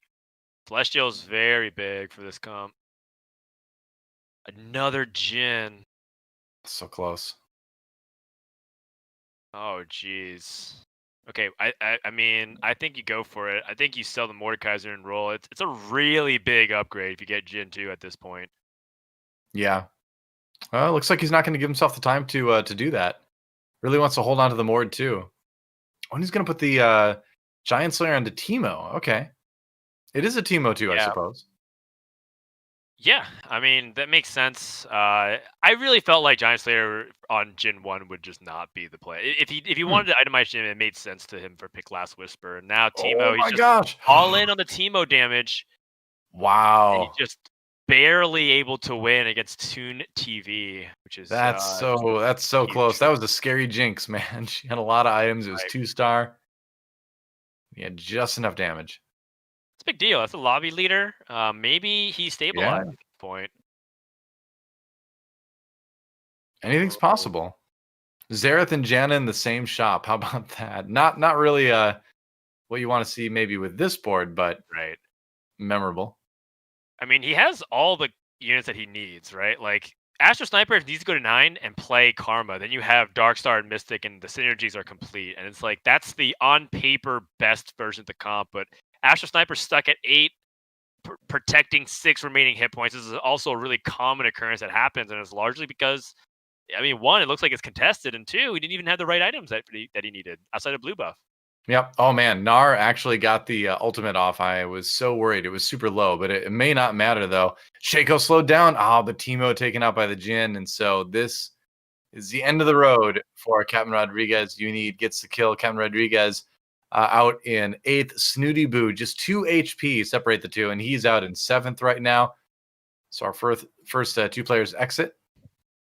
Yeah, Portugal and Spain out in 7th and 8th, and Reven, who him and Snoodyboo did such a great job in first lobby to get first and second, gets a really big item, Shroud of Stillness, for his Shen most likely, although he could go ahead and move that onto whoever he wants to. Seems like he lacks damage on Xayah is actually the big problem. Like Xayah has Giant Slayer, which is great, but without like Infinity Edge or Deathblade or any of those like really like high power AD items, she just kind of like grinds you down over time. Right. Snoodyboo doing a little bit more scouting here. So the question is, can he save and go to 9? Because the only thing he can roll down for is actually just Jarvan 3. Master Yi getting 2-star isn't a really big deal, and that's just a low percentage odds. So looks like Reven has identified that the best way he can play this is simply to try and get to 9. Play Mystic. Yeah. Could be. We'll see if he can survive the round against Omaestro, the last remaining player from Portugal here. Oh, Xayah getting a lot of time. Wukong. Yeah. Oh, Teemo stream slowed down so much. Oh no. Wow. So does that means we actually had both players from Portugal going for Astro Snipers? So not something you generally see from players from the same country as well, that you usually try not to contest each other. Yeah, but the benefit is that Maestro is leading the lobby, and you know, even though Rodrigues finished 8th, still a pretty good thing for Portugal to have a player lead it like that. Hopping on board ToonTV, who's back to playing, you know, some dynamic comps here. It seems like he's pretty open and it kind of landed onto a Rebels infiltrator carry. I like it. I like Echo and Fizz a lot in the late game. I think they are such a dynamic duo. And it's interesting that he's even itemized Fizz as his main AP carry over that Aurelion Soul, which I imagine if he finds an Aurelion Soul too, he's going to move those items. Yeah. The Infiltrator Ezreal is a really interesting adaptation. Oh no, the Voidling manages to win the round, but wow. I love this this Infiltrator Ezreal actually. It's so funny. But he's mobile with the Shroud, which is great. And you also have the situation where he's going to be auto attacking a lot faster and getting a lot more EMPs. So it's weird, but it's fun. Yeah, it's it seems kind of like a meme to me. It just feels like what's a Embrace unit the that I memes, don't Frodan. that I don't mind jumping and not protecting Jinx. So he ends up going for this instead. Yeah. Very funny. I think the only thing that's funnier to me is Infiltrator Blitzcrank, because then he jumps to the back and then pulls whatever unit is farthest from him. I think that's hilarious. Yeah. I've had situations where like Blitzcrank would jump to the back and like pull their other side of their carry on the other corner, and people just don't know how to react to it. Super fun. That's awesome. Oh, he's out. ToonTV taken down by DarkHydra out in 4th. So hey, that is a top 4 finish. So that guarantees France will be in the top 4, which is not bad. You'll take it. Yeah, Unid is still in. DarkHydra and Maestro. Maestro looks like the player to beat, though. Win streaking with that Astro Snipers build, which is pretty much fully online at this point. Right. I like the variation. It seems like Maestro has kind of split the difference between going for Vanguard frontline and having, you know, a solid backline with some good support units featuring Lulu. That's right. All right. So, and he's still got that. The funny thing is that this Poppy is still a thing at all, because you generally don't see Poppy survive to the late game in Astro Snipers. But if you get a 3-star Poppy, like we all remember the Candyland build, remember the dream of 3-star Poppy never ever dying, and that dream still exists to a lesser extent. It's not quite the same. It's fading a little bit, but it's still there. It's an underground comp. It's kind of like one of those like tier 3 builds that if you do get like an Omega high roll in the beginning, you can totally land in the top 4, but it still has the same problems, but even worse. It has scaling issues. And if you thought like Poppy 3, if you thought like Reven and crew struggled with like Jin or Mech, Poppy 3 struggles even worse because she has less survivability. Are we actually going to see a Sork comp win the lobby? We might. Well, so the Janna introduces problems to the Vanguard situation, which is probably worth thinking about whether or not you want to pivot off of it. And you can see that Omaestro has been doing that. He's actually been slowly reducing the amount of Vanguards and instead playing like, Dragon's Claw to try and fight against it. The issue is that there's also a very heavy damage composition in the form of the Darkstar snipers from Unid, who has a Shaco that's also a big threat. Look at the enormous amount of CC that Omaestro had to deal with in the back lines. Finally dealt with the Shaco, but does he have enough left to take this? It doesn't look like it. Looks like he's going to lose to the Ghost. And we may see the game end right here. Yeah, it will end. And that really... came down to the wire. Going to close it out in the second lobby, and a really good comeback game for every country that isn't Spain. This was like a really good opportunity for France. They had 2 players in the top 4. Germany gets a win, which is really big, and then Portugal able to kind of rebound because they landed in 2nd place. Yep, a little bit. That'll kind of offset the 8th place I think that we saw Omaestro hit, but. It is tough for Spain, but they needed to basically just like win almost every lobby tonight. Let's take a look at the scores overall. At this point, DarkHydra number 1 by virtue of his 4th place and his 1st place. Reven right behind him actually at 14 points, and then it drops a little bit from there, but it's still a fairly tight lobby overall. But the individual score will get you the interview. The team score will get you to the finals. So ultimately, that's what's going to be the most important thing.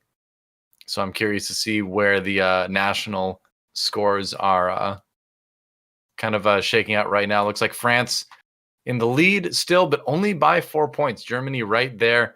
Portugal and Spain still at about where they were, where Spain is, roughly 10 points behind them, a little bit more so now after a rougher finish in game number 2. Still, again, I don't know. It's looking like Spain may not even realistically be within striking distance. There's still 3 more games, and anything could happen, but it's going to require Germany to get like 0 points and Spain to get like all the points, basically.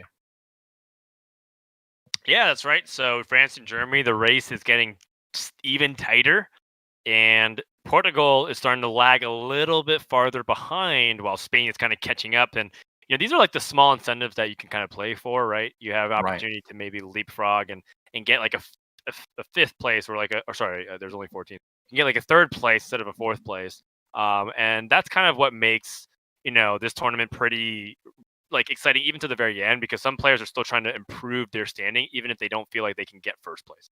Yeah. Well, a little bit of time for the players to digest the first 2 games and figure out what they want to do going forward. We are going to take a quick break, guys, but when we come back, more games of Teamfight Tactics here in the Giant Slayer European Cup. Don't go anywhere. We'll see you in a few.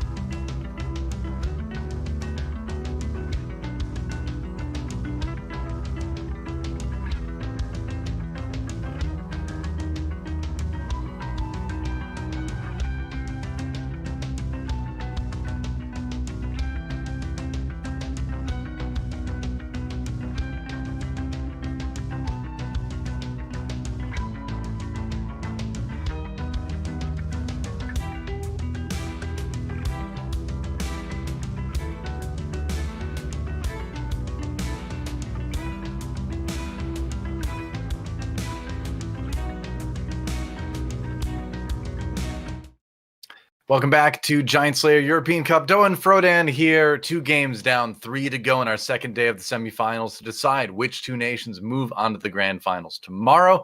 It's a tight race between 1 and 3. Spain making a little bit of progress from the 4 spot back up, but it's still looking rough for them to make it through. But what do you say right now? Do you want to make any predictions, Frodan, or are we at that point?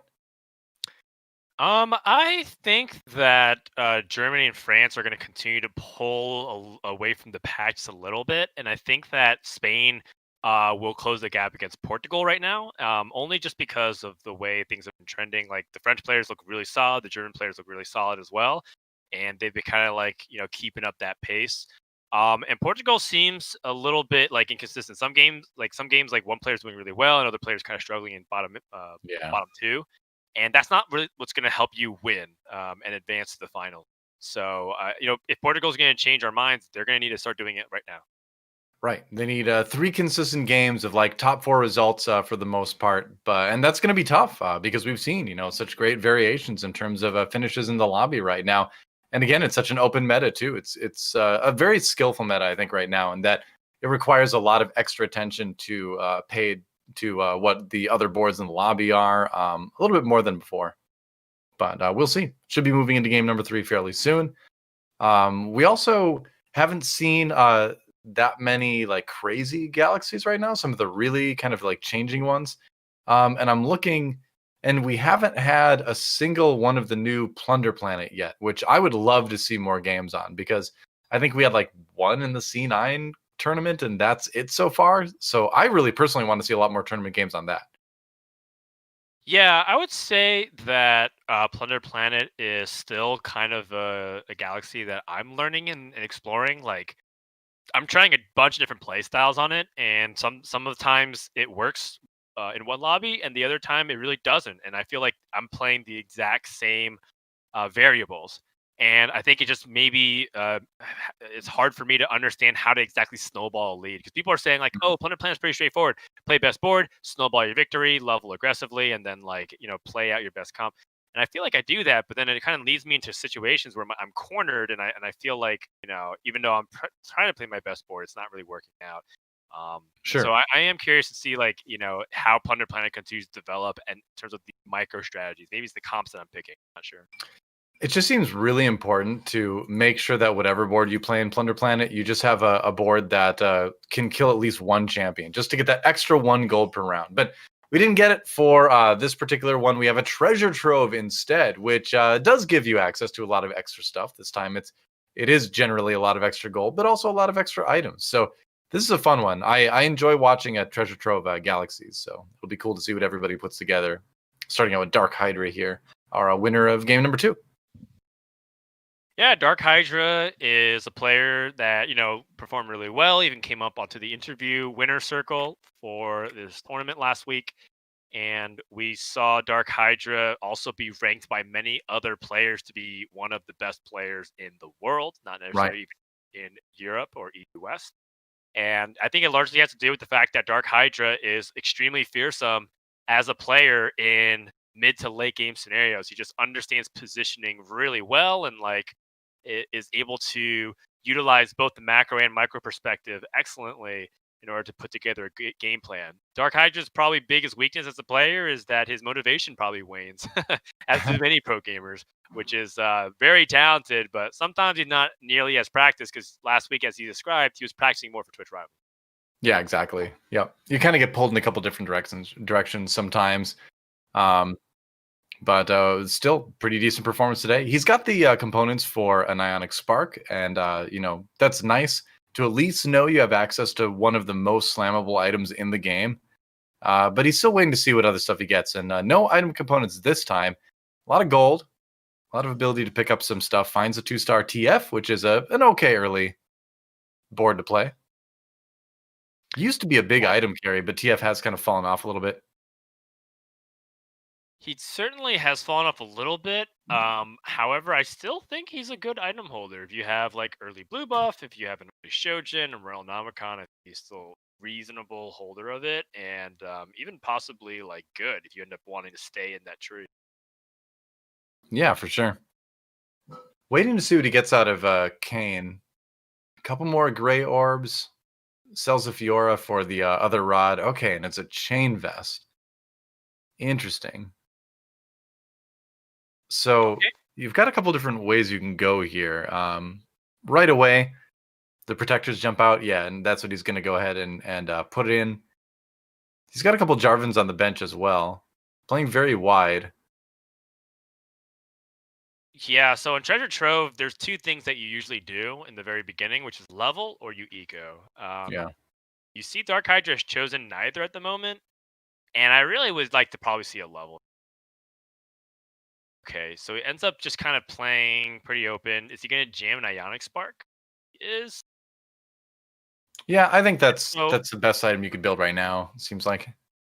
right. So the reason why you often do that in the early game of Treasure Trove is because you get an abundance of resources. You get a lot of gold because every single creep round that you have, every single little individual unit will drop a box, and you're only going Ooh. to get 4 items max.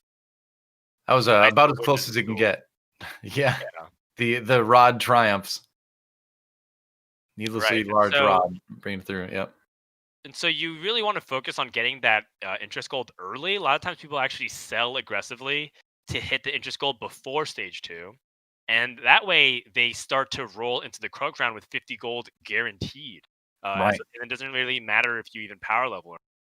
So it's really interesting to see DarkHydra take neither of those routes. He didn't actually level early to increase his power. He still won, which was nice. And he's still not. He's actually just making an interest gold here. And so he's just kind of playing economically slightly behind while keeping his options open. Yeah. And he has a strong 3 champion board. So even if he does take losses, which he'd have to imagine that he will, he's going to kill, 1 champion pretty much guaranteed, which he did. So that's nice. So he's got that, but yeah, just kind of going neither direction too far, but I think that's fine if you kind of have that sort of balance and you want to stay open. And you know, it could be too that he could be talking Wow. to Narkez right now, and they could be figuring out what they want to go. And so he kind of needs to play wider so that he makes sure that he's coordinating better with his teammate too. There's kind of that stuff going on behind the scenes that might not be as readily apparent. Sure, that's always a consideration as well. Finds a Poppy pair and also a Shaco, so he could continue to explore Protector circuitry and lead into Dark Stars. It's actually kind of encouraged. Now that he has a vest, he just needs to get a sword and he has GA, and then now he has strong direction on how he wants to play this game. Um, Yep. which is great because part of the hard thing about Treasure Trove is that a lot of times you get so many options that it leads to analysis paralysis, which I'm definitely guilty of. I can't tell you how many times at Treasure Trove I'm like, okay, I have like 7 item components. I've committed to like 2 of them, and I still have like different combinations, and each combination leads me down a different path, and I'm holding 3 comps on my bench. I'm like, I don't know what to do, right? Yeah. Uh, Yeah. No, I totally so know what you mean. Then you end up with you go into the next round and you have no comp on your board. Your positioning is terrible and you have no items built. And you're like, well, I guess I'll yeah, die. guess I'll eighth. Yep. Pretty much. Yeah. So So no Dark sword option, Hydra, unfortunately.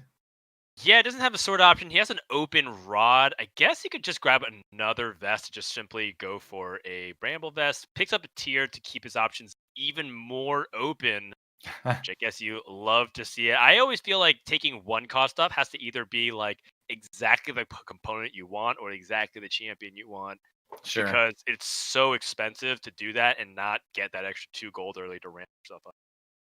I like the idea though of picking up the tier because you get one more tier and you find a belt and suddenly that's blue buff Morellonomicon. Right. And you've already got the Ionic Spark. So despite finding the Shaco, like there is a way to go from here to, to Protector Sorcerer, to Astro Snipers, to, Vanguard Mystic. Tier is just good. Finding the Ziggs too is going to make a good use of that as well. Right. It is also treasure trove, so chances are you are going to find like the items you want, right? As long as you have Right. one of every component, it's very likely you're going to pick up another component to match it. If you need another tier, as long as you have 1 tier. Yeah. Wow, though that Kog'Maw too with red buff Runins is going to be one of the strongest things out there in the lobby right now, and Narkez, unfortunately, dealing a big chunk of damage to his teammate. Whoops. Yeah, that's not great. But and DarkHydra with the forbidden win-loss. Yeah. On this galaxy, data wise, it kind of shows that mech and cybers do the best because that makes sense. Two Yeah. compositions which really feel like they're item dependent on making sure everything goes right can get it a lot easier. But I also do want to give a shout out to Rebels. I think Rebels is very underplayed on this galaxy in particular. And part of what makes Rebels tricky is that you want to have like items for your Aurelian Soul and your Jinx, and maybe even your second Jinx, and maybe even if you end up playing six Rebels, play Gangplank. It's like Sure. all these different like variations.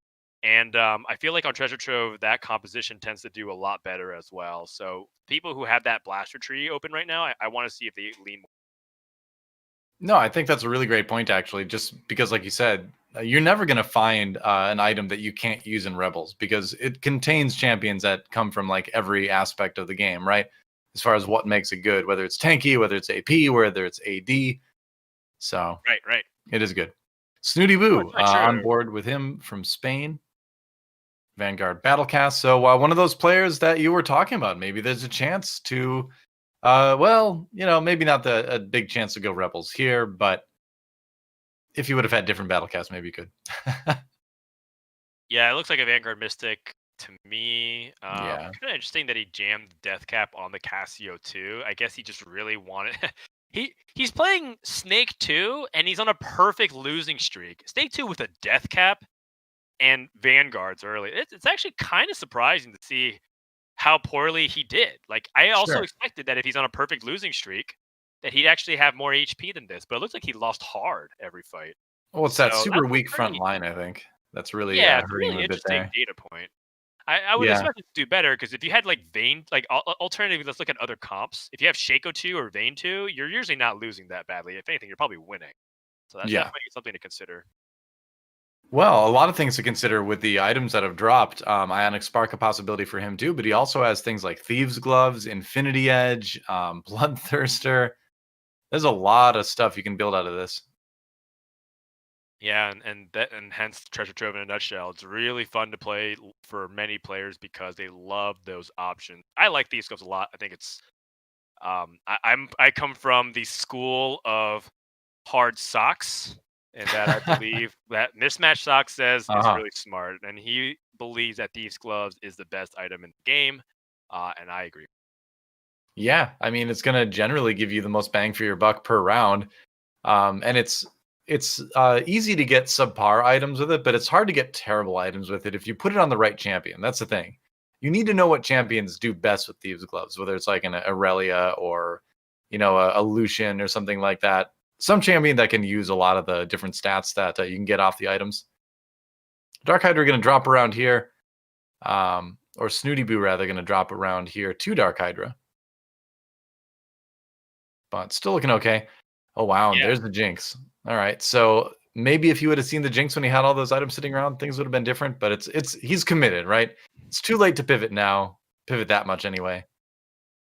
yeah. I mean, there is something to consider if it's like he scouts the lobby and sees it being really contested. Let's say like three players are leaning towards this tree of Astro snipers or Vanguard Mystics. Uh huh. Um, and everyone's really far along, right? They have like a Casio 2, they have like 2-star Vanguards, and you're like, okay, this is going to be really hard to hit. That's when I think you should really start to consider pivoting. But even then, it's still really hard to do it when you're this far away. Picking up Right. Jinx would be literally the only champion he would want to keep. Everybody else he'd want to ditch, which is tough. Yeah. Definitely. I guess he has a Gnar, so that does help. Yeah, it does. But yeah, you think about what you could hit in the roll down. Like it's just too big of a risk generally. All right, Right. Soraka for the second Mystic. That's going to be big. Yeah, you can sell the rest of this. So it's definitely not looking bad for him. Like it's his HP is low, but if he gets to 4-1 and he rolls down a bit and finds more of those 2-star Vanguards, he can jump right back into this game, which is probably what he's going to need to do. Yes. And yeah,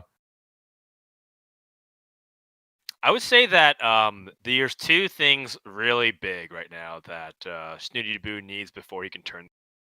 The first is that he doesn't have blue buff on Cassiopeia, and blue buff without cast is a cast that's about, I would say, like 1/4 as strong, which Oh, is just totally, to yeah. show you how crazy power level it is. I think her DPS like somewhere between 3 to 4x.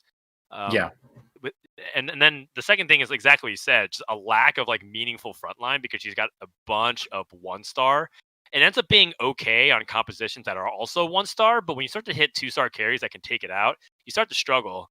And even right now, it's actually not even able to keep up with this 1-star Syndra. Yeah, that was about some of the slowest damage we've seen dealt yet, but it was enough even to Oof. defeat Snoodyboo. That is rough. He needs a tier now. Yeah. There is no option. You need to take a tier, and you get 4 gold with it because you picked up the Gnar. So that was nice. That was a best carousel scenario for him. Right. And now it starts to get scary because you do have, several boxes that are going to drop from the infiltrators. But if you don't hit that tier, you're kind of in crisis mode. So, Snoodyboo, how much more punishment can he take? I don't think you want to wait 5 more battles to get another tier. And it's really coming down. This is part of the issue with playing a comp and like hard committing super early. Is Mhm. that if you don't have those conditions met, you're putting yourself in a situation where you need to get lucky. And Snoodyboo, if he doesn't get that second tier, again, a lot could happen, but it could be a bad situation. Right. Just you can see him even picking out individual 3 costs from the shop just to try to give himself a slightly higher chance of finding that Cassiopeia. So he finds another one. Uh, I guess you probably maybe want to pick those up to go towards cast 3, but nah, forget everything I just said. He's got no gold. It's so rough. Like, is this a situation where you might even be tempted to build a Shojins on Cassiopeia? Yes, in a desperation situation, but it's only Yeah. if he doesn't get a tier next round, I'd say. I feel like he can survive that round, but he needs to survive in a way where he doesn't lose that much HP. This is great though. Um, he can probably beat this Xayah 3, even though she's got the Deathblade. And so this Xayah 3 has a Deathblade, but it doesn't have Runins. So you don't have that really good way to stack that Deathblade for Reven right now. So that was actually a fairly weak board despite seeing the 3-star. Yeah, no Last Whisper, no Runen Turkey, as you mentioned. Those are really important items against a Vanguard build. But hey, Yeah, Snoodyboo doesn't want to deal too much damage to Reven, probably and not. Reven can afford it, right? Reven's at like 80 HP. Yeah, It was more Snoodyboo that needed to turn around that losing streak. right. You do got to be a little bit concerned for Revent now because that board should probably start falling off pretty hard in stage 4 when it gets there. Meanwhile, Omaestro with Vanguard and Star Guardians just trying to do things to power up that Syndra. Thinking about maybe swapping over to the Cassiopeia or the Teemo. He's got both on his bench, and he's got an Aurelion Soul. So some interesting choices for Omaestro to think about here. Yeah, now this is like, in my opinion, the ideal way to play really open is because he still is completely capable of switching into Astro Snipers and Oh yeah, keeping a very dynamic bench. This is, it looks like he's just going to go ahead and commit to Astro Snipers, which does make more sense given that he's already identified another Vanguard Mystic player, so he's going to be less contested in that lane, at least yeah. theoretically. Is there? I feel like I've seen this, but I can't remember. Is there a world where you can just do Aurelion Soul with the Teemo items? I guess, or just with the Morellonomicon rather, and then spread the rest of that around. I wonder if you can Yeah. just skip right over the Teemo and skip right over the Cassiopeia options, just jump right to Aurelion Soul. You've already got it. You got Yeah, the I items. I actually think that was worth considering if he didn't have Syndra 2. I think if he was like playing Cast 1 or Teemo 1, you 100% Oh, play in a 4 heartbeat. Vanguards, Yeah. 2 Mystic, Aurelion Soul. Mhm. And I think that like we've actually seen people play that kind of style where they just have no, like they don't have Cassio or any other carry besides Asol, and they just like grind the battle as a win condition. Pretty much, yeah. You run that, and then you run like a Janna for all the CC probably, and to just make your tanks a little bit more killy. Obviously, it doesn't help your Aurelion Soul, but he doesn't need help. He's Aurelion Soul. He's doing his thing. But if you can Yeah. make your tanks tanky and killy, that's good. Very much so. Wow, some boards got a lot stronger. Snoodyboo finds the other tier, so huge for him. Yep. A Maestro has a lot of options. He's got GA Runins if he wants to continue to stack possible items for Jin. Could also turn that into a. I guess he's already committed both of his cloaks, so he's going to go ahead and make GA onto his Jace, which is a Right. lot worse, but it's okay. I need to go back and watch DarkHydra's POV because he's finding more success. Look, he's even going Reven carry. He's finding more success with Sorks than I've seen someone have in a tournament situation in a while. So I'm really curious to see how he's playing out his mid game and early game. I'm gonna have to go back and watch those VODs later. That's really Very neat to much see. so. It seems like he's correctly identified that Stargate Sorcerers are capable. It's not like he's dominating the lobby though. Like he's not win streaking. It does seem like DarkHydra is constantly just in the middle and placing maybe like top 4 or maybe going beyond that. But he's Yeah, definitely unlocked something, right? And showing why Star Guardians are popping up in some of those tier lists, either on the data sites or on Pro Opinion. right. And that's all you really require when you're laddering. At least that's all you really require from a comp is a comp that's consistently in the top 4. You know, as long as you're moving up, right? Winning once in a while, that's nice. But as long as you're gaining LP, that's the big thing in the end. Captain Rodrigues is the opponent here.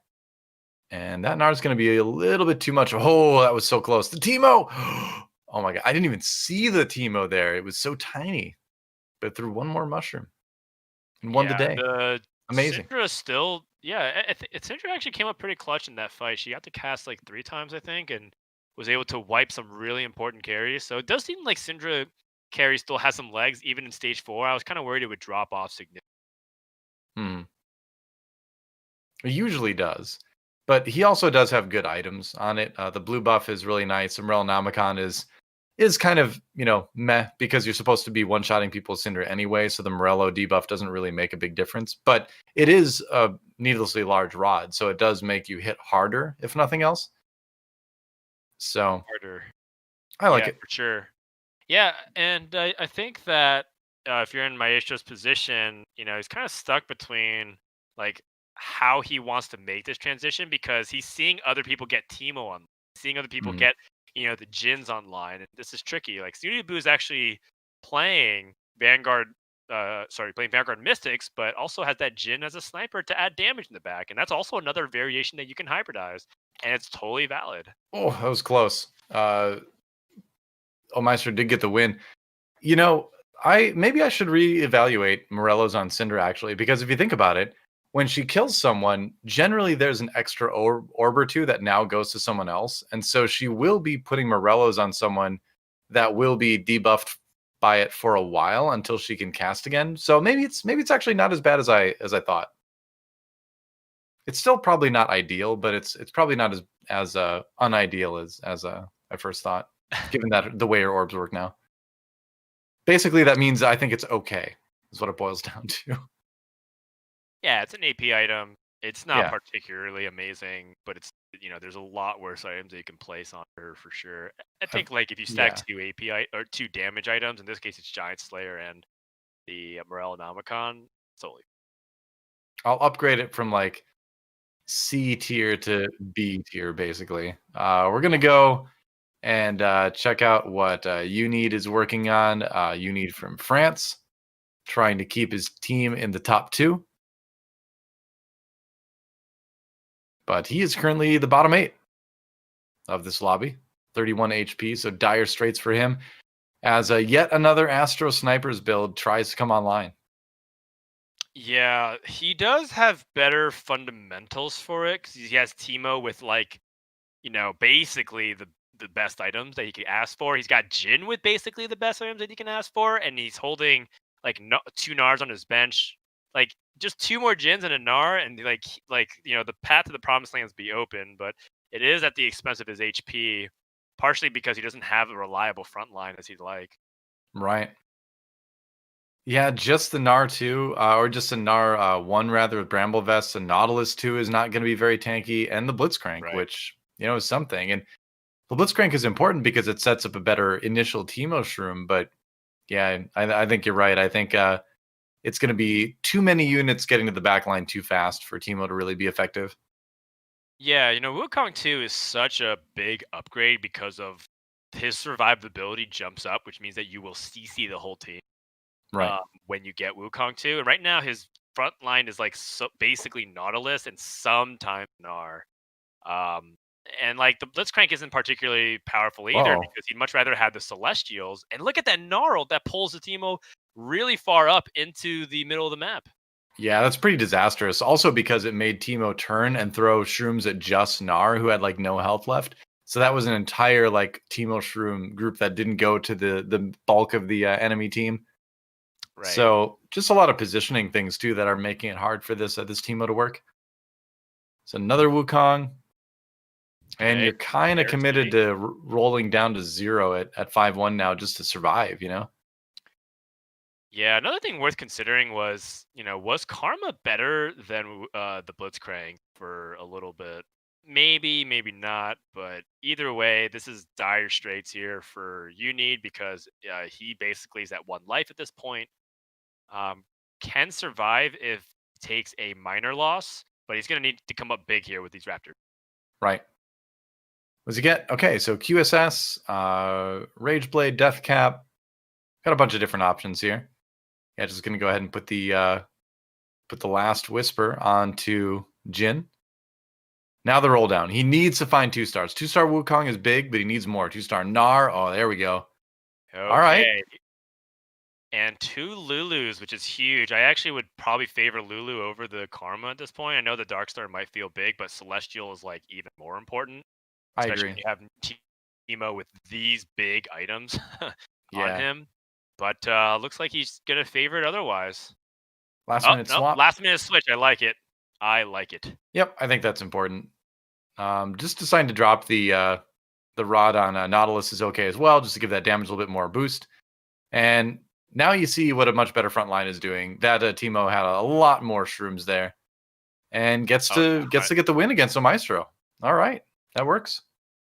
Yeah. So this realistically could be Unid starting a win streak here, and unless he's playing against someone else who's also equally powerful of hitting everything, because he's pretty much just 1 Jin away from finishing his comp. 1 Jin, 1 Lulu away, and then he's like actually done until he goes to Right. 9. And it's scary because other people are getting online as well. ToonTV hits Wukong 2. We see Jinx 2, Gangplank 2 from our Rebels players. So there's a lot going on in this lobby. So you can't feel too comfortable if you're Unid because he's rolling. He's rolling because he recognizes other people are strong. He's not strong enough in his mind. Yeah. Wow. Now Nautilus is going to get... Oh, no, the Zephyr is onto the Wukong. That's pretty devastating here. He's still going to get a lot of good Teemo shrooms up in the front lines here. Ash Arrow. Wow, that was a clutch Ash Arrow as well. And ToonTV looks like he is just going to get dominated here. Yeah. Wow, unfortunately, that's the other French player, but yeah. That's really unfortunate because Team France is kind of like eliminating each other. Like ToonTV took out half his life. He went from potentially being able to squeeze into the top 4 now to likely can't be bottom 4. And it's like the whole lobby in the bottom half is rolling right now because they just need to get online more powerful. 1 more Jin could be all the difference. He can't find it. Oh, sell the fizz. All right. Yep. Still just a Jin 1 going to some crucial rounds. Looking at the top 4 right now, we have Germany occupying spots 2 and 3 and Portugal 1 and 4. So Portugal coming alive here in this game at least. Wow, that Teemo absolutely destroyed Reven's team comp because they all bunched in. Is Reven just dead? Almost. It was very close. Crazy. Yeah. For this reason alone, I think that I am starting to prioritize Trap Claw. Oh no, ToonTV is out for Nate. Team France really struggling this round. I think Trap Claw is really important in the late game in separating one single frontliner or a backliner to get into Teemo's way so that you can stun Teemo and keep him out of the fight and also negate the shroom. It's starting to become really popular at high level, and I'm starting to make it auto-include because it just feels like there's one really good Teemo player in each lobby right now. Yeah, I'd agree for sure. And you stun Teemo with a trap climb, that's going to slow down. That's going to maybe prevent like 1 or 2 Teemo shroom groups from being tossed out. Not sure exactly what the math is on the delay there, but it's at least 1 ultimate that you're not going to have to deal with in the fight, which is important. Unid finds a GA as well. That'll be good on maybe the Lulu or probably the Gnar. We'll see where he puts it. I would probably favor Gnar here because it's really important he casts, and with Shrouds being very popular in the metagame, there's a chance that Gnar would actually die. Oh wow, okay, fine Shin 2. That's big. I don't mind the Wukong either as far as the GA goes, just because you mentioned the same thing with the Gnar. Like, it's very important that they get their cast off. Same thing goes for Wukong. So since Teemo has the other defensive items, at least now you can guarantee that theoretically they should both get that big crowd control ultimate going at some point in the fight. Oh, Jin's gonna get grabbed. Oh, that's really bad news. Who knows what's happening behind that animated GIF? Yeah, but it's not good. It's also like the worst of both ends because the Jin got pulled and the Teemo got jumped on by the Fizz, and that might be death. That is definitely death. All right. Wow. Oh my gosh, DoA. That's really unfortunate because I think Uni's comp was capable of going top 2 in this game, and I know that seems like really crazy to say because he finished like bottom 3, but the power level of what his comp was able to do was capable of reaching that height. Positioning cost him big time, and it's something that like he could have been aware of, but it's difficult, right? He was rolling down, he was thinking about what he wanted to do, and he just got caught. It seems like in these later rounds, there's never enough time to do absolutely everything, and you have to sacrifice something. In this case, it was scouting, and unfortunately, running into the Blitzcrank with the Zephyr cost him a lot. On board now with DarkHydra, who is still running that 6 Sorcerer build. Wow! He's gonna get destroyed by these rebels. Oh my gosh, that was obscene. Doesn't surprise me in the slightest. I'm kind of glad we called out early because I strongly believe Rebels is one of the best comps to play on Treasure Trove, and yet people don't play it. It's so insanely strong. I think you're right. Problem I think has always been the usual, which is Rebels are hard to hit and really expensive. So that's just like always been the case, even since the very beginning of Galaxy. Rebels was dominant. Right. How about these Kane items? Ludens, Morellos, and QSS. That seems pretty nice, pretty usable. For a caster-based composition, yeah. Yeah. Really good. I think you can definitely make use of that. I mean, all 3 of those can just go straight onto Xerath immediately. You could also justify maybe playing Ludens onto what's her name, Syndra, but I think we're totally cool with like this. Right? Yeah. Xerath seems like the one you'd want to be powering up the most right now. Unfortunately, it's only a Xerath 1. Oh. That's a bummer. Certainly the QSS on Xerath at least. You can make an argument for the Ludens on Syndra and the Morellos on Fizz. Looks like the Morellos did go on Fizz. Yeah. All right, going up against Captain Rodrigues, though. All right, so Captain Rodrigues once more with a really powerful Rebels position, but we'll see if he's able to wipe the backline. The Gangplank does not get a good ult. Yeah, not really. It kind of just ulted 1 or 2 people, and that's a win actually for DarkHydra. He stays alive. Wow. In a round that I was going to be really worried about him. A big Gangplank out in the backline could have been a very different. Wow, he finds a Xerath too. All right, interesting. Yeah, that's the power of why he rolled so much, because he knew that he had that Nico, and if he just survived that round, this is a winnable lobby. It went from a potential 5th to now potentially winning.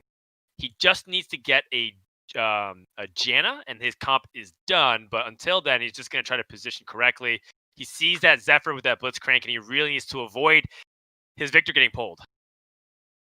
Yep. Able to do just that, but Zed in the back line causing a lot of havoc here, and Narkez may be eliminating his teammate. Looks like he is. Oh no, but at least it's a top 3. So Germany locks in spaces 1 and 2. Actually, that is almost it. Just 1 HP for Captain Rodrigues in 2nd place right now. But that would have been his 3rd double kill in a row, which would have been kind of crazy to think about, having lobbies end that way. But I mean, I look at Narkez's build and I look at Captain Rodrigues' build, and I think one build is way better than the other. Yeah, it's definitely looking that way. I mean, look at all the items he's been able to put onto things like Zed. He's got the Thieves' Gloves on Master Yi, who actually got pretty good items from it this time too. And the double Luden's Giant Slayer, Aurelion Souls out there. Yeah. It's actually purely the Gangplank 2, and the fact that he That has too. upgrades. He's got 2 strikes and faster impact. Boom! Just like that, stunned the entire back line. A crushing victory That was for fast. Narkez, and that's going to do it. Rebels top 2 in Treasure Trove. If you're not playing this comp on this Galaxy, what are you doing?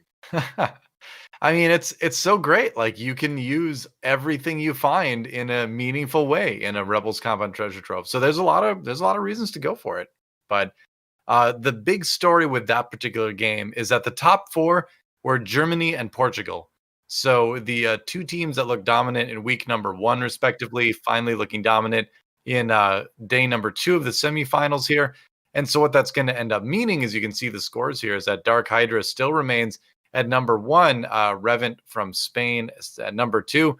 But players like Narkez, Omaestro starting to pick it up a little bit. Captain Rodrigues bouncing back from the 8th place finish in round 2. So this is also going to shake up the national scores a little bit more.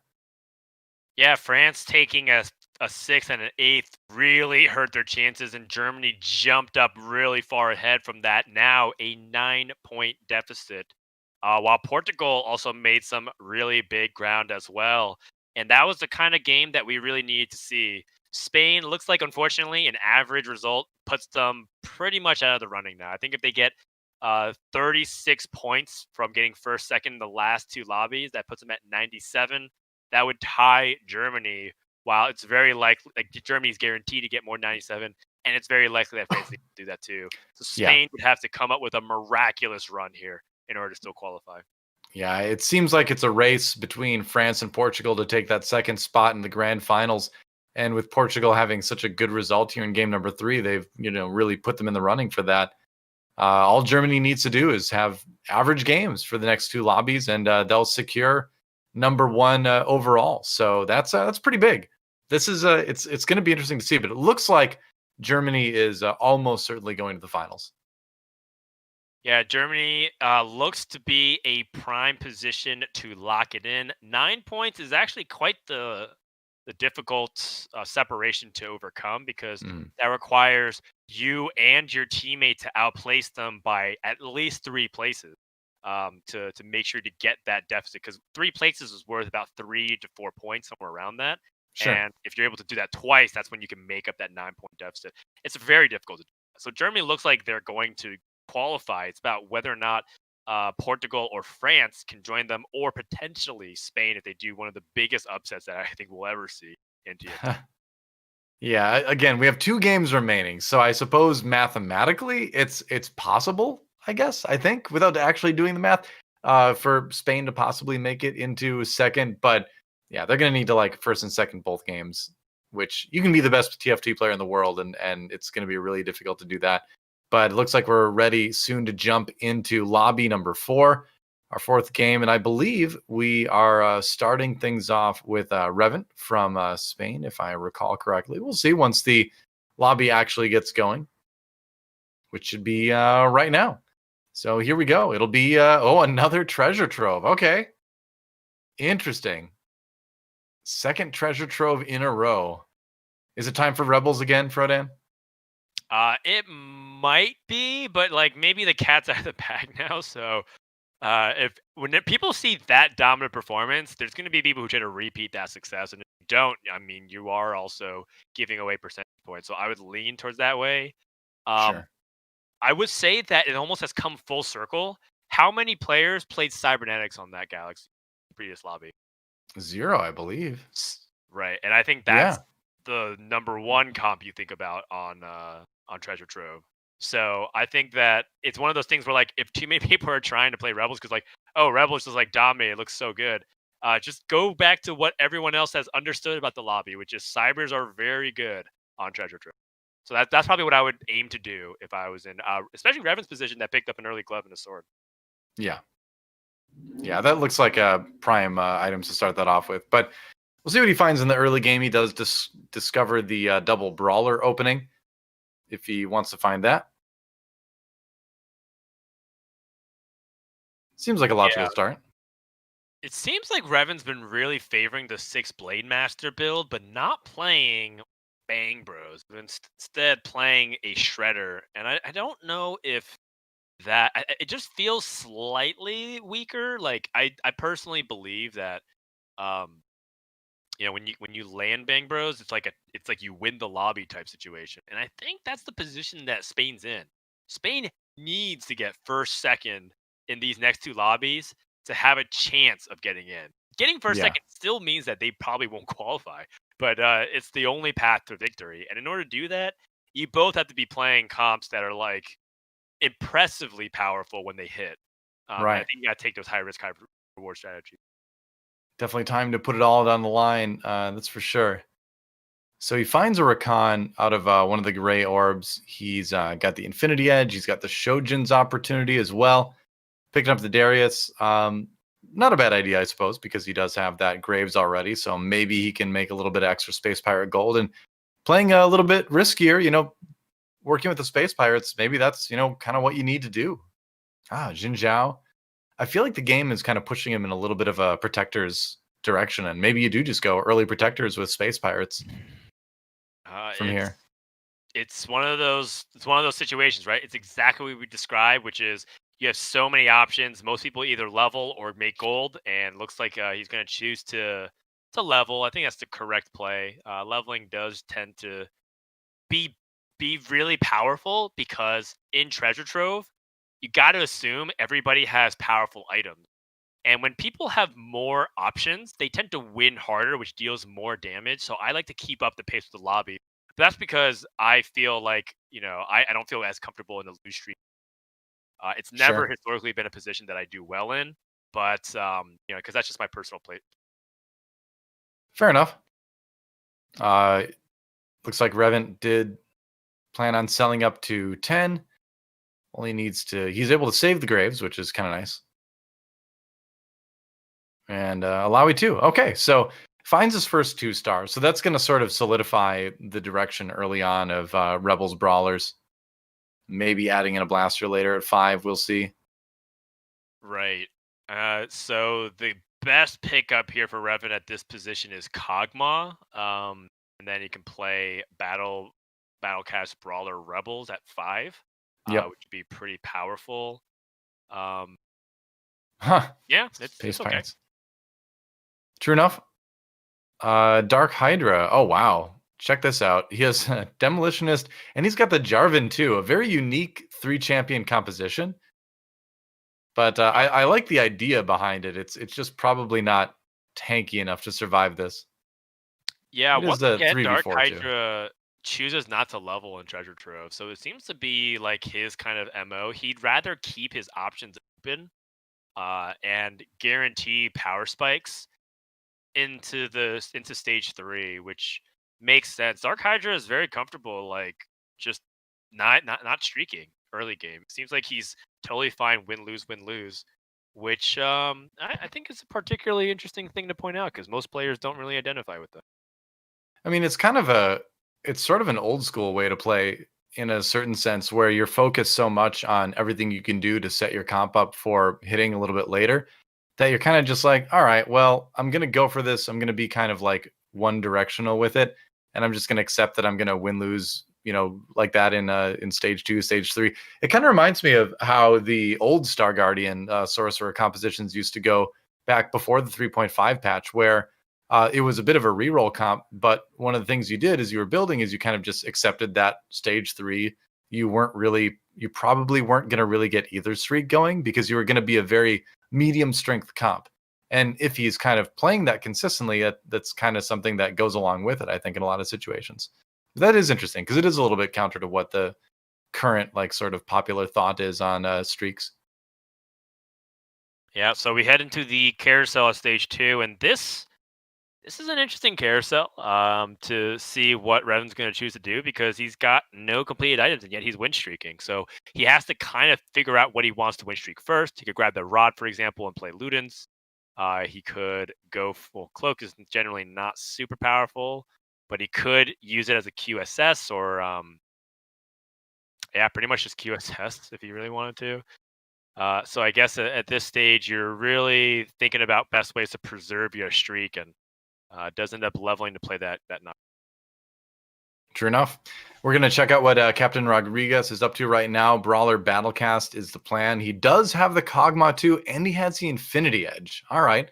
So not a red buff, but still, a fairly strong comp early on. I think the big weakness here is that he hasn't found any of his 2-star brawlers yet. So his front line is going to be a little bit on the weaker side, but might be enough to get him around win here and there.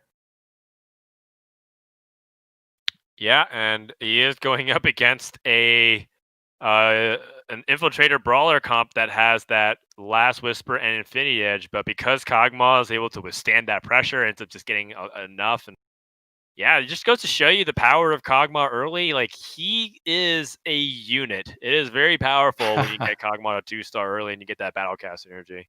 Yeah.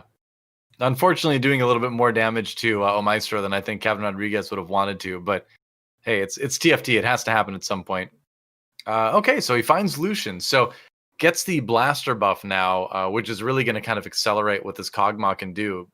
But he really needs to find the 2-star brawlers at some point here.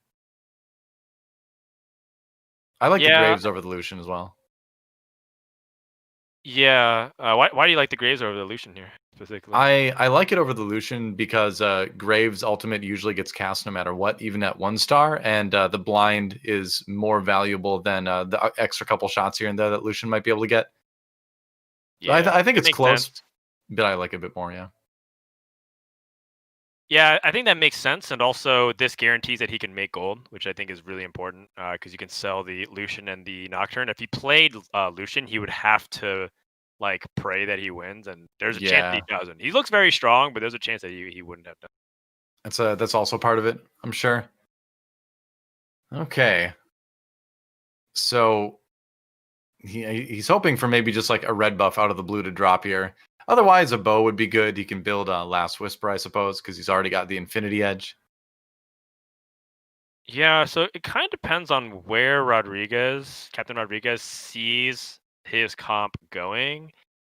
It can go in a few different directions, but one direction that I don't think it's going to go is Battlecast. So I am pressed to find what exactly he wants to do. I think he just wants to find Jinx and transition to Rebels.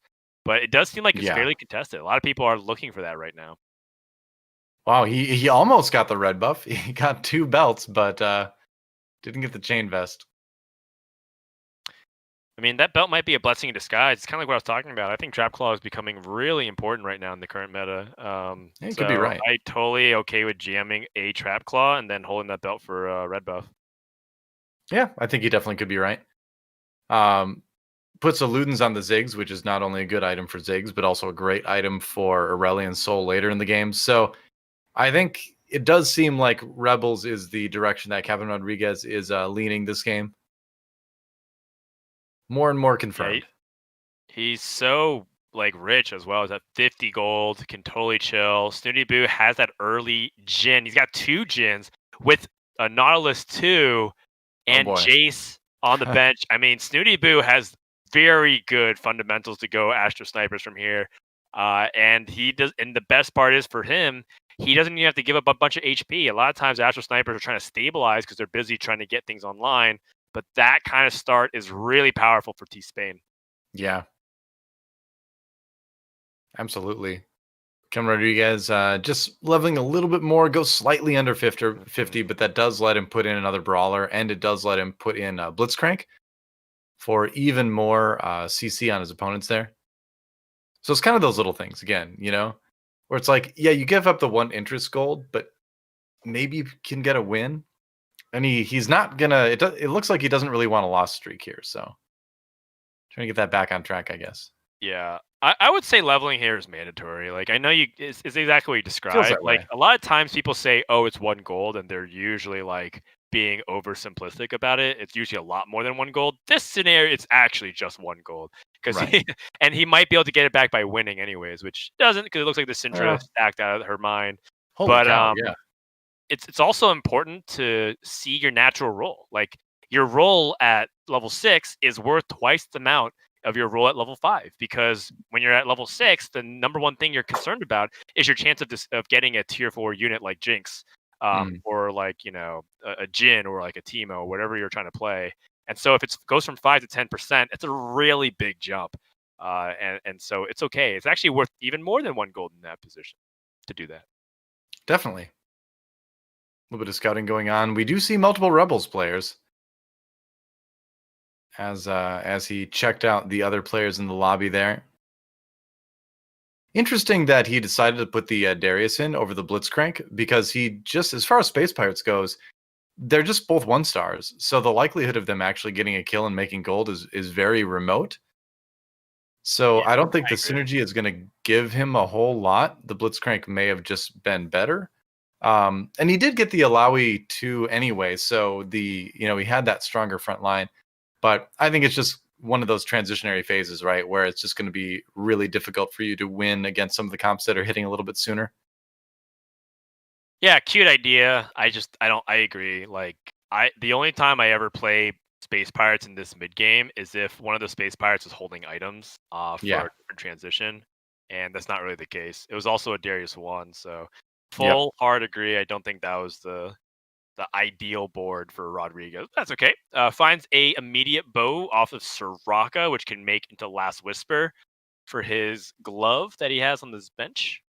Yeah, the other reason to put that in, that's the good reason to put in the Darius, is because it gives you the chance to possibly get lucky and make a gold, but also gives you a higher chance of losing, which ensures that you get a better carousel position, and if he wants to go for a little bit of a loss streak in the later parts of stage 3, he can do that a little bit easier. So there are, legitimate reasons to go Space Pirates, even if the Space Pirates are unlikely to do anything, because maybe that's the point.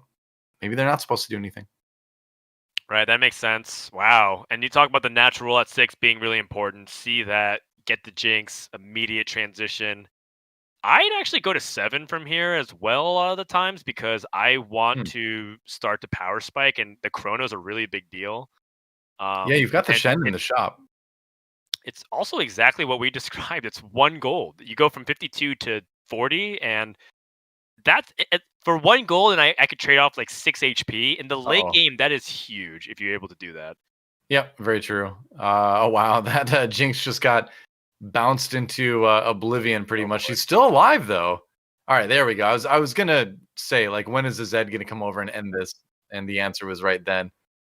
Right. I mean, So there's too many units, and this is like an overwhelming defeat. This was worth a lot more than 6 HP. So, the eco strategy is totally viable. But a lot of times I think those are like the moments where you really have to kind of figure out for yourself what's the best way to leverage my health, or like if my health is too low, how do I best protect it?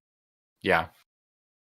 So on board with DarkHydra now, as he is putting together yet another sorcerer-based composition. He's got those great items for Cinder right now. He's got a pretty solid protector core, and he's still near 80 HP. So not a bad start. Getting the Rakan pulled is also not bad at all. Or that was a Yeah, Zoe. that was Never mind. very purpose. Yeah, getting the Zoe pulled is purposeful. Of She course. stalls for a pretty good time. She's not an important unit, and Dark Hydras with his sorcerer-based composition seems to be once again kind of just like middle of the pack. Not really win streaking, not really losing a lot, just kind of hanging in there and being competitive, and does end up winning yet another one versus Reven. So overall, like Star Guardians, maybe another composition that I need to continue to explore a little bit more. Yeah, I myself even have not played this that often. A little bit because I was kind of just learning the other compositions, but also because I felt like the strength just wasn't where it used to be. But like I said, I'm gonna go back and watch VODs of this, because Dark Hydra has done something that I feel like a lot of other players have struggled with, which is to play a fairly clean early and mid game. And he's been doing that. He hasn't been going on big streaks either way, but he's been keeping his HP high, which is the most important thing as far as getting a top 4 goes. Man, that's a lot Yep, of items. But very hey, much GA. so. Wow. These are some awful items. Oh, wait, no, you can play double Giant Slayer. That's also but you do want the GA, like you said. Okay. Yeah, yeah. I Eh, think you definitely need a Guardian Angel for Nico. Beyond that, it is a little bit rough. pretty bad. Celestial Spatula is probably the other thing that you're going to want to consider building.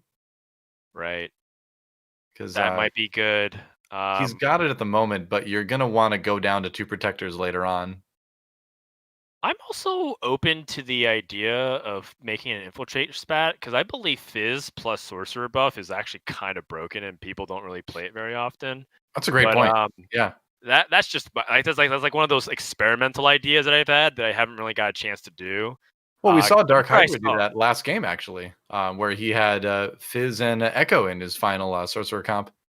Right, So right. And this it's removes the definitely out need to there. have Echo, and you can still maintain like the Star Guardian synergy.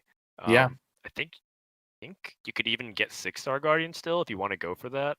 you But could, because what you could do is you could make Soraka an infiltrator, and I know that sounds insane, but it's actually not that bad because she's attacking fast. She generally survives until her first ultimate. So by making her an infiltrator, you're giving the synergy that you're looking for. Of course, with the Fizz, but you're also making Soraka ult a little bit earlier in the fight, and where a lot of damage is front loaded right now in lobbies. That's not too bad. So as strange as it sounds, I would be in favor of seeing Infiltrator Soraka if you were going to go that direction.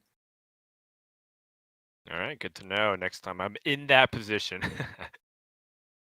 I can't recommend it, but I would say try it. Right. Does seem like Rodrigues is once again going for that Rebels core build, playing a Warmogs onto Jinx, which is not as weird as you might think it is. You do feel like a lot of times you want a defensive item on Jinx to give her survivability. It's just that I think I would Yeah. play Trap Claw right now as my personal preference, although I know a lot of people like QSS or Rapid Fire Cannon. Seemed like it was a situation where he had belts, but he just had not been able to find a glove just yet. Sure. Yeah. All right. Well, DarkHydra kind of floundering a little bit. This is exactly what I've expected to happen when you don't have like 2-star carries. Just kind of feels like he's falling off a cliff here. He's going to go to 8, but he doesn't even have anything super dramatic. I guess the Force Sorcerer is a significant buff, but Yeah, it is. would you want to transfer those items? Maybe, honestly. Yeah. I think that might not be a bad idea. If you're not gonna have if you're not gonna have 6 Star Guardians, then you probably want to be loading up the Victor. At least with the blue buff and well, I would say at least with the blue buff, because you want to save room for a Morel Namicon. Maybe if you get lucky, which is totally possible on Treasure Planet or a Treasure Trove rather. Oh, Spatula. Oh, but he doesn't have an extra tier. Well, he could just Force of Nature, and that's pretty much just as good. So I'm pretty sure Yeah, DarkHydra is going to go ahead and take that because that's true. Force of Nature is just bonkers. It breaks the rules of the game. Like if you think about why Force of Nature is so powerful, like not only the reason, like the obvious reason you get an extra champion, but like a lot of the way mid game has been designed, like why certain champions are placed in certain tiers with their power level, is because you're expecting a certain amount of power level range by adding those units. Right. And Force of Nature breaks that rule, which allows you to Oh my have a gosh. much higher power curve. It allows you to put in a Janna. Janna right now as well, which is insane. So he needs to find another Star Guardian, basically. And then I would definitely take out one of the protectors for another Star Guardian. But just Yeah, having Janna or in is nice as well. yeah, the alternative is also it lets him maybe just like get rid of 2 other units and just like play that Janna with 3-star Guardians, just keep it a little leaner. Like 6-star Guardian is totally cool, but like he doesn't have a lot of mana items. He only has 1. So Sure. it's not even particularly super powerful from my perspective. It's going against ToonTV, who has that 3-star Rakan, 3-star Xayah. Is it enough to chew through all of it? It looks like it is. This is a lot of damage coming towards DarkHydra. Plenty, yeah. Picks up the Thresh at the last moment.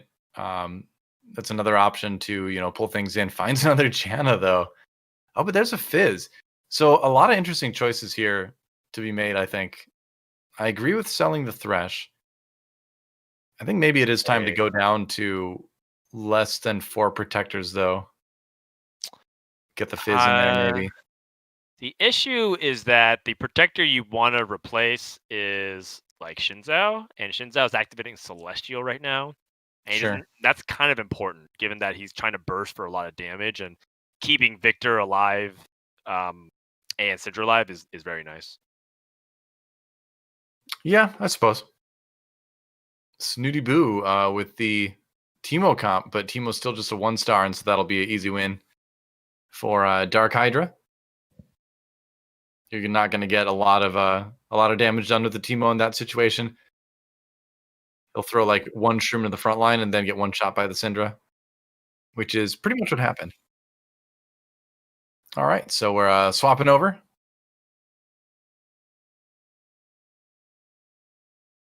Yep, so we're hopping on board with Unid, who's playing a Darkstar comp. Is he going for 4 Darkstars or 6? He has the capability of going to 6, but that requires Mordekaiser usually. And 6 Darkstar is like very rare. You usually go for 6 Darkstar when you have 0-2, and you're like, okay, I have 0-2, I have like Jin 2. I guess I'm just gonna force 6 Darkstars here. And that's like a really big condition. You don't really see it very often. Oh my gosh. What are all these items? Yeah, it's tough to say. So this looks to me like really good items. You make Celestial Spat, you make Shojin, you make Chalice. That is really powerful if he ends up going for that decision.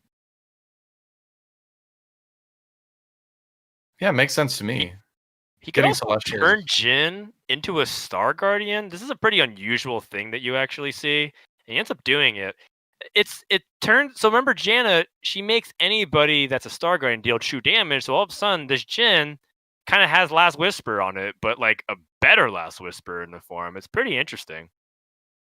Yeah, if you can keep the Jin alive, it's gonna start to really blow people up.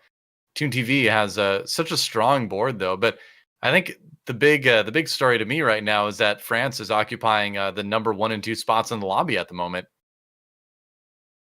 So we'll see who wins this. Oh my gosh, this 3-star Rakan is hilarious. 3-star Rakan is such a carry if you put items on him. And this ended up being a pretty close match actually, which is good because neither one of these guys want to do a lot of damage to each other. Yeah, exactly. France really needs a big victory here. Portugal already losing a player. Maestro is out in 8th. Rodrigues in 6th. And we have Reven in 7th. So it does feel like this is a good opportunity for France to really lock it in. Yep, certainly does. It feels like we're moving towards the France-Germany finals, but we still got one more game to play after this one. This one looking good for both France and Germany. Germany right now at spots 3 and 5 in the lobby. Going up against Reven from Spain, who is going for that Rebels comp, but that's a lot of 1-stars on his side. It's a lot of 1-stars, a lot of money on his bench, and it does feel like his main carry, which is Fizz 2 with the Rebels. Took a while to get online, but it is very good. That is my favorite way to play 6 Rebels is when I get a Rebel spatula. I put it on Fizz, and Fizz like one-shots their entire backline. It's pretty cool. Feels good. Doesn't feel so good for Unid. He actually took a loss there. So Reven, despite all the 1-stars, still just winning with strength of items and strength of synergy there. Right. If we be very critical of what Unid is doing right now, it's that or rather not critical of him, but like critical of his composition, is that there's a lot of 1-stars. The units that he actually needs to be 2-stars aren't right now. So he has like a 2-star Shin's down, a 2-star Jarvan. That's like okay as a front line, but like Jin at 1-star, Janet at 1-star. He's saving up to go to 9. He's really hoping to minimize the amount of damage he's going to take because he's expecting to lose here.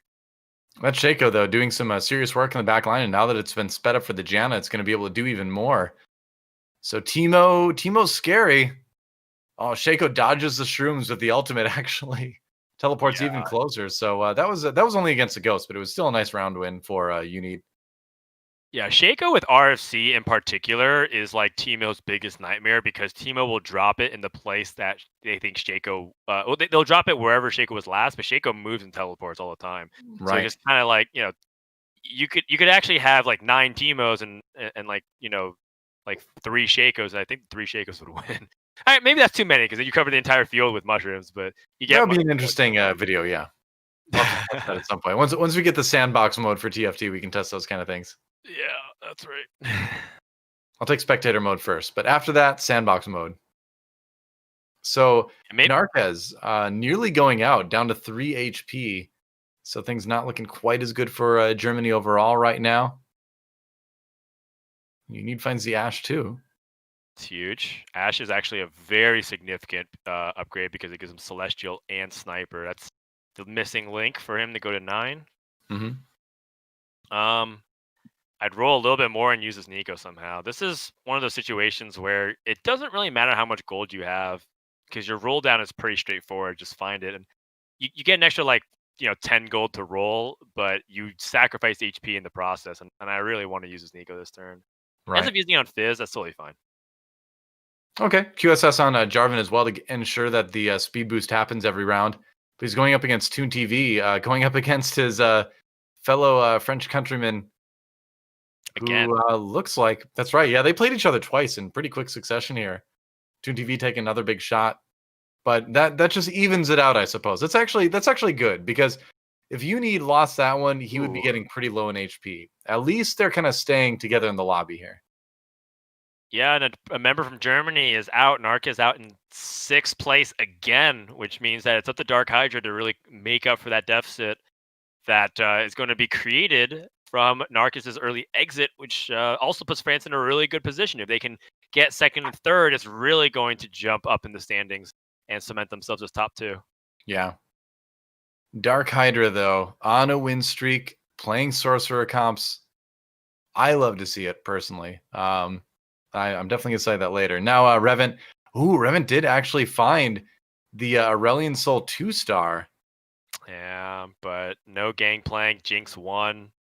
It's looking bad for Reven. I don't know if you can win long term. Even if he's able to survive here, I feel like he would be one of the first candidates out in 5th place. But no GP. Jinx won, still getting a 5th place. That's not bad, to be quite honest. It does feel like that's a low roll from Reven, but he ends up getting a 5th place. The bad news, though, is that Snoodyboo looks like he's getting it at 4th. Yeah, and a middling result in this game will pretty much, I think, cement the result of Spain not making it to the finals, not having a chance to make it. So game 5 may be just kind of for fun, for pride for them. But with a result like this, I think they're probably mathematically going to be out after this. Again, without actually doing the math, because that's how I do things. I say mathematically without doing the math. Yep. That is the way we do it. It's the caster way. You'd be surprised. I feel like a lot of people play like that in this game. Oh yeah. It's because the math's too hard. The math is too hard, and therefore it's better to just not do it because time is another resource. The math doesn't have to be very hard for it to be too hard for me too. Yeah, it's not like Slay of Spire where you have theoretically forever to make your turn in a strategy game based on variance. So okay, so hopping on ToonTV, who has a successful Shredder build and is leading the lobby in HP. It was DarkHydra just a second ago, but double Static Shiv, that's not particularly great. I mean, it's just kind of like, well, these are my items and I'm going to use them. Oh boy, DarkHydra gets a really powerful Shroud and Zephyr combination, giving maximum time for his Syndra to go off. And now I think enough time has passed where Syndra's going to destroy the entire composition. Yeah, definitely. Damage. DarkHydra really believes in this Syndra. He had every opportunity to swap some items over to the Victor, and he didn't. And I would say that there was maybe only one item you want to swap over to the Victor anyway, in terms of the blue buff. But still, we see players kind of a little bit down on Syndra these days. But DarkHydra is still making it work. Yeah, very cool. DarkHydra, the lone player that isn't French in the top 3, 2 Frenchmen and a German. Enter a carousel. I was going to say, that's like, where's the show going? Yeah, I know. And there is no counter. That's right. Protoss enters a bar. Yeah. So trying to keep the Xayah safe, particularly by moving it back 1 row because it still should be able to land it. The tricky thing is that Fizz can now get to it, and now this rearrangement has actually favored that. But whoa, what a hero dive from that Rakan. Rakan actually jumped immediately onto that Fizz and allowed that Fizz to, or rather, didn't allow that Fizz to cast, but all of a sudden that Shaco just one-shot the Xayah in return, and I don't know if there's an answer to the Shaco anymore. Well, Rakan doing his best, but no, Shaco doing the worm on Rakan's body, and that is going to be another loss for ToonTV. But great result for France in this game again. And with Germany still having a player in the top 3, it's, again, further cementing it being a Germany-France finals for sure. Almost certainly. Yeah, it's looking extremely likely at this point, or if not mathematically impossible for the other countries to catch up. Both Portuguese players too, unfortunately, finishing at 7th and 8th in this lobby. So the bare minimum points you can get. So that again, everything is kind of pointing to that. Right. But we're not done yet. DarkHydra trying to win another lobby for Germany here. Can he beat the 6 Blade Masters? Needs one more Syndra shot to do it. No, doesn't get it. Syndra down. And so that should be the end of DarkHydra here. So it looks like, depending on how the Ghost battle did, it is a France 1 and 2 finish. Yep, well done to Team France. They have really made quite the cemented position for themselves. I do really like also the 6 blade variant of the Shredder. I feel like that's my personal favorite way to go about it, because it leans into the strength of the comp. If you play like 4 Celestial, you're saying, I want to stall out this game and really grind it out. And that's not really what Xayah is trying to do. Xayah is trying to like kill you as fast as she possibly can. Yeah, that's not what the meta is really about right now. Yeah, sharpen the blade a little bit. And I understand the need to have versatility and also the need for frontline backline dynamic, but I personally like this variation a lot better than the 4 Celestial. Yeah, I agree. I think it is a stronger version right now. Where's Zephyr going to go? We can't put on Xayah, so we can't hit the Shaco with it. That would have been nice, but nothing doing with that. Now the thing is, the Aurelia just like hopped back and just is on the Shaco immediately. It's like Shaco versus Aurelia here, and the Shaco's going to win that one. Can anyone kill the Shaco? The GA has been popped. Xayah chasing him down, and yeah, looks like the 6 Blade Masters will triumph for that round anyway. Yeah. The longer Xayah stays up, the better, right? And that is the logic between playing the 4 Celestial. And, even though Toon didn't land the Zephyr onto the Shaco didn't jump onto the Xayah for a long time, so it was very safe. If Toon barely wins this next fight, we're going to go into stage 7 as well, which is pretty interesting. You don't really see many comps or games go to stage 7 here at this point in the game. Yeah, it'd be exciting. I don't know if I've ever seen the game go like around past the Rift Herald. Usually it's the one right after that a game will end. Whew. It is cool to see, though. Scary. Yes, he is. Eating one already. Oh, but he's gone. Urgot just vanishes. Yeah, hail of blades. Completely shredding it through, and oh wow. Just Shaco just does crazy amounts of damage, but it's just not going to be enough. There's multiple carries at this point onto the composition. You actually have Aurelia being a very solid secondary carry, dealing 6,000 damage, and Toon is going to take it. But the story really is about Team France's first and second finish in lobby 4. Yeah, I mean, we're gonna see the lobby results in a moment as far as the standings go, but I think almost certainly it's gonna mean a Germany-France finals, despite the fact that we've got one more game to go. Because again, the big thing is that unfortunately for Portugal, they finished 7th and 8th in the lobby, and so if they had finished, a little bit better, maybe one in the top 4, one just outside, maybe there's still room for them to jump up there and have a huge game in Game 5, but I just think only getting 3 points in game number 4 is just going to be a little bit too much. We're going to take a look at the individual results right now. DarkHydra is still on top. He is having an awesome day today. No finishes outside the top 4. And ToonTV close behind, 1/8. But aside from that, really strong finishes for him too. Yeah, that's right. So a really good day for DarkHydra, and that is putting Germany in a really good position. But France, what a comeback here in terms of like just rebounding off that previous game, finishing 8th and 6th in round 3, finishing 1st, 2nd in round 4. That's quite the turnaround. Yeah.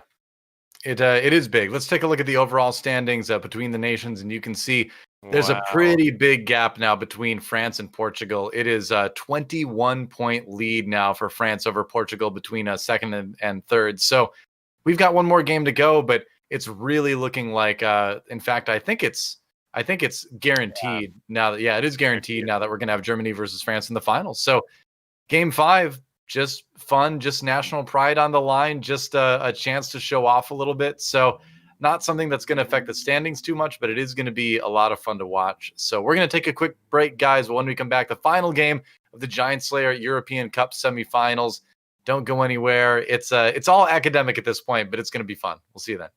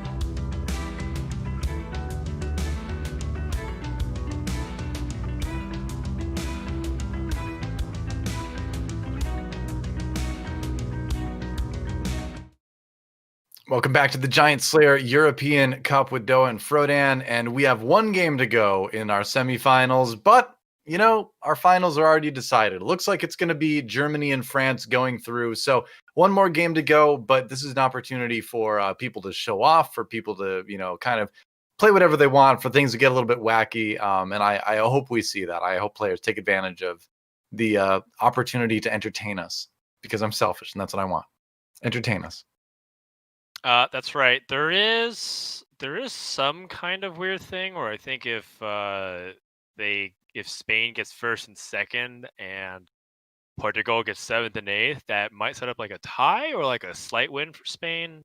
Either way, there's very minimal stakes for this game. Yeah. But we get to see kind of like a last hurrah for some. Right. Either way. I mean, the big thing is we know what teams are going to the finals, right? So we'll see what happens here. But yeah, getting third and fourth is still something to be proud of as well. So Portugal, of course, in a little bit better position to do that. But according to you, I didn't do the math, of course. But maybe Spain's still within striking distance. Either way, Spain did have one really good game, so you know they did kind of show up a little bit more today. But we'll see what happens. But time to go into game, and it looks like it is going to be another star cluster. Okay. So it's a star cluster and treasure trove day apparently here at the EU Cup. Yeah, all right. So Star Cluster with a full item carousel. That's a double Wow. whammy.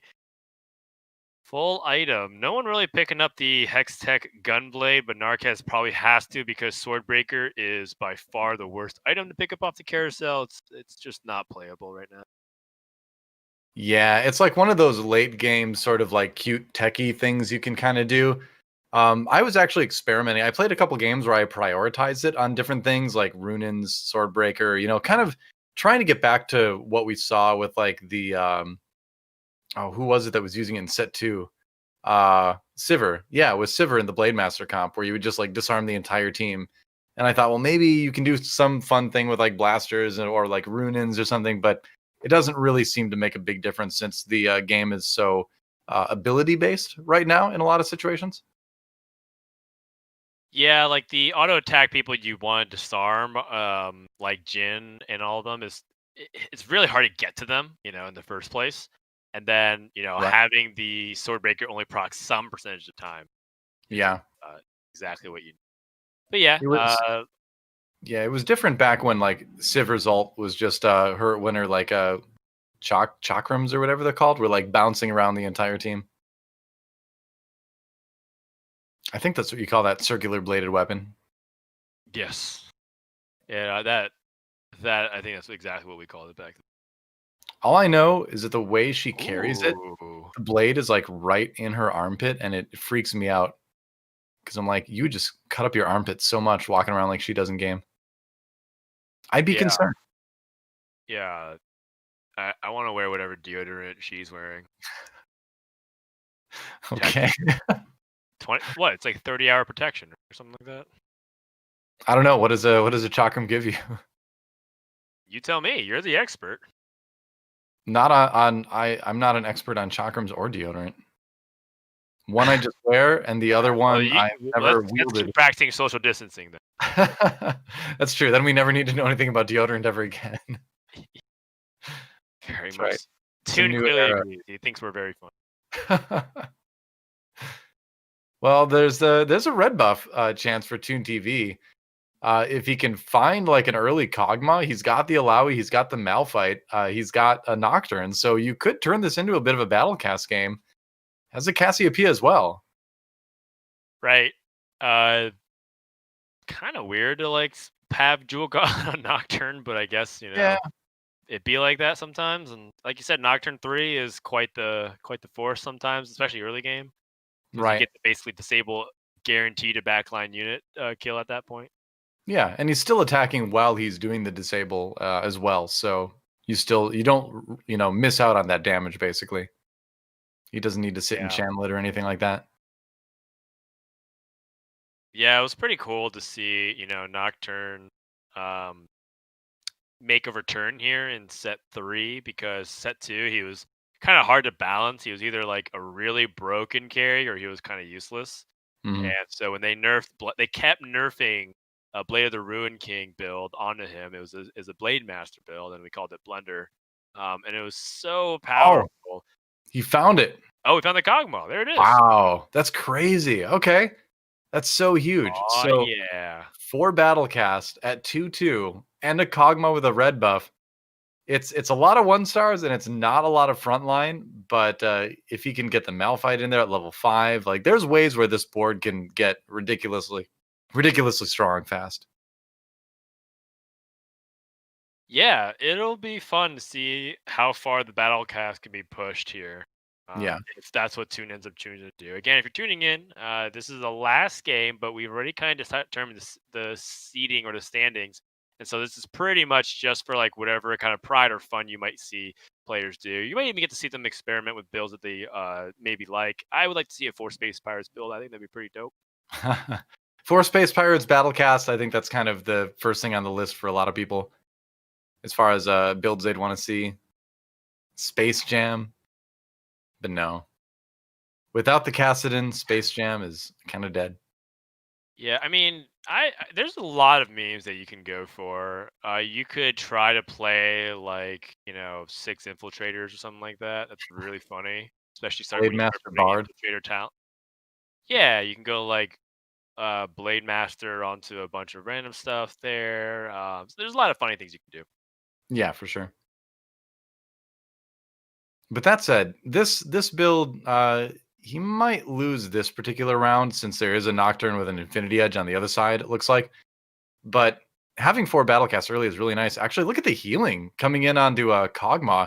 This is going to be a closer round than I thought it would be, actually, because whenever the Battlecast thing goes off, whenever the trait procs, it does 180 damage or 180 healing right now at a 4, I believe it is. And early in the rounds, that's a lot. Oh, it's a Kog'Maw. It's a Kog'Maw too. Talking about too, but he's going to be picked so much later into the game. Yeah. So Well, yeah. it's got a rod on it, so maybe it'll sneak through. Yeah, Kog'Maw with a rod isn't really typical. You could turn that into a Rage Blade. I think Right. that's pretty much it. You don't actually Looks want like to it have didn't your get to him. chest. Yeah. So Rakan with the chain vest, that makes the most sense. In these situations, you're really tempted / incentivized to play the 2-star unit. But then again, because of the way that sellbacks work right now, I'd say just sell the Rakan, make a lot of gold, man. Make 20 gold. You just hit the Malphite too. You don't need that Rakan. Yeah, and I think it's smart to sell that. Maybe he can't get to 20 gold actually, but still. Oh, Jeweled Gauntlet on the Cassiopeia. All right. I think that's fine. You don't like it. Nocturne 3 is, one of the things that is nice to hit, but it's not like the biggest thing ever. Yeah, I think that with Nocturne in particular, he's not a really high impact 3 cost or 3-star unit in the late game. Right. So if you can't get him, it's not a big deal. And it's I like agree. it's much more important to get Alawi and Kog'Maw, or even Cassiopeia 3-star. Yeah. Look at all that healing. Cassiopeia, especially if you watched her during that last fight, just did so much healing. And stayed alive. Ended up being the sole surviving champion there. Yeah. Well, I mean, we're gonna go ahead and swap POVs to somebody else here, and it's just a sec because we kind of been getting a good picture of how Battlecast has been working. I think so. Yeah, not much more to say about that at the moment. On board with the Reven now from Spain. Has that strong 2-star Zed with the Infinity Edge, but lacks another infiltrator to really make it pop off. Yeah, I think the lack of an infiltrator means that Zed's going to be a little bit weaker, but he's still doing very good. Like the attack speed is definitely a really powerful thing for sure, but Zed's still going to clean up, I think. Well, actually, he's got stopped by that Leona, so that's actually That's the really thing. good positioning by Maestro. I don't know if I like this that much actually, because you're just not getting any use out of that Zed because you don't have the Rebel buff or the Infiltrator buff. So Zed2 just on his own with no buffs, it's okay, but and you can't really control what you hit in the early game as far as the the shops give you. But yeah, unfortunately for him, he's got a great unit, but he doesn't really have the teammates for it to really, make the most out of it. It's also a bad matchup. Like, you're gonna get stuck on 4 Vanguards very often. He's also under-leveled. People have leveled to 5. There's just, like, a lot of reasons why that wasn't gonna work out, but, he already Yeah. understands he's gonna sell that anyways. That's not really the way you want to approach it. Zed is Yep. not really, like, the item holder for Cybers. Makes sense to sell this and then put in the Lucian with the Infinity Edge, and that could change in a moment depending on what items he gets. Wow, look at the ground. You know what I've noticed is that if you have like TFT windowed basically, and then you click on your other monitor to like scroll something, it'll scroll the game in and out too, which is something I always hate accidentally doing.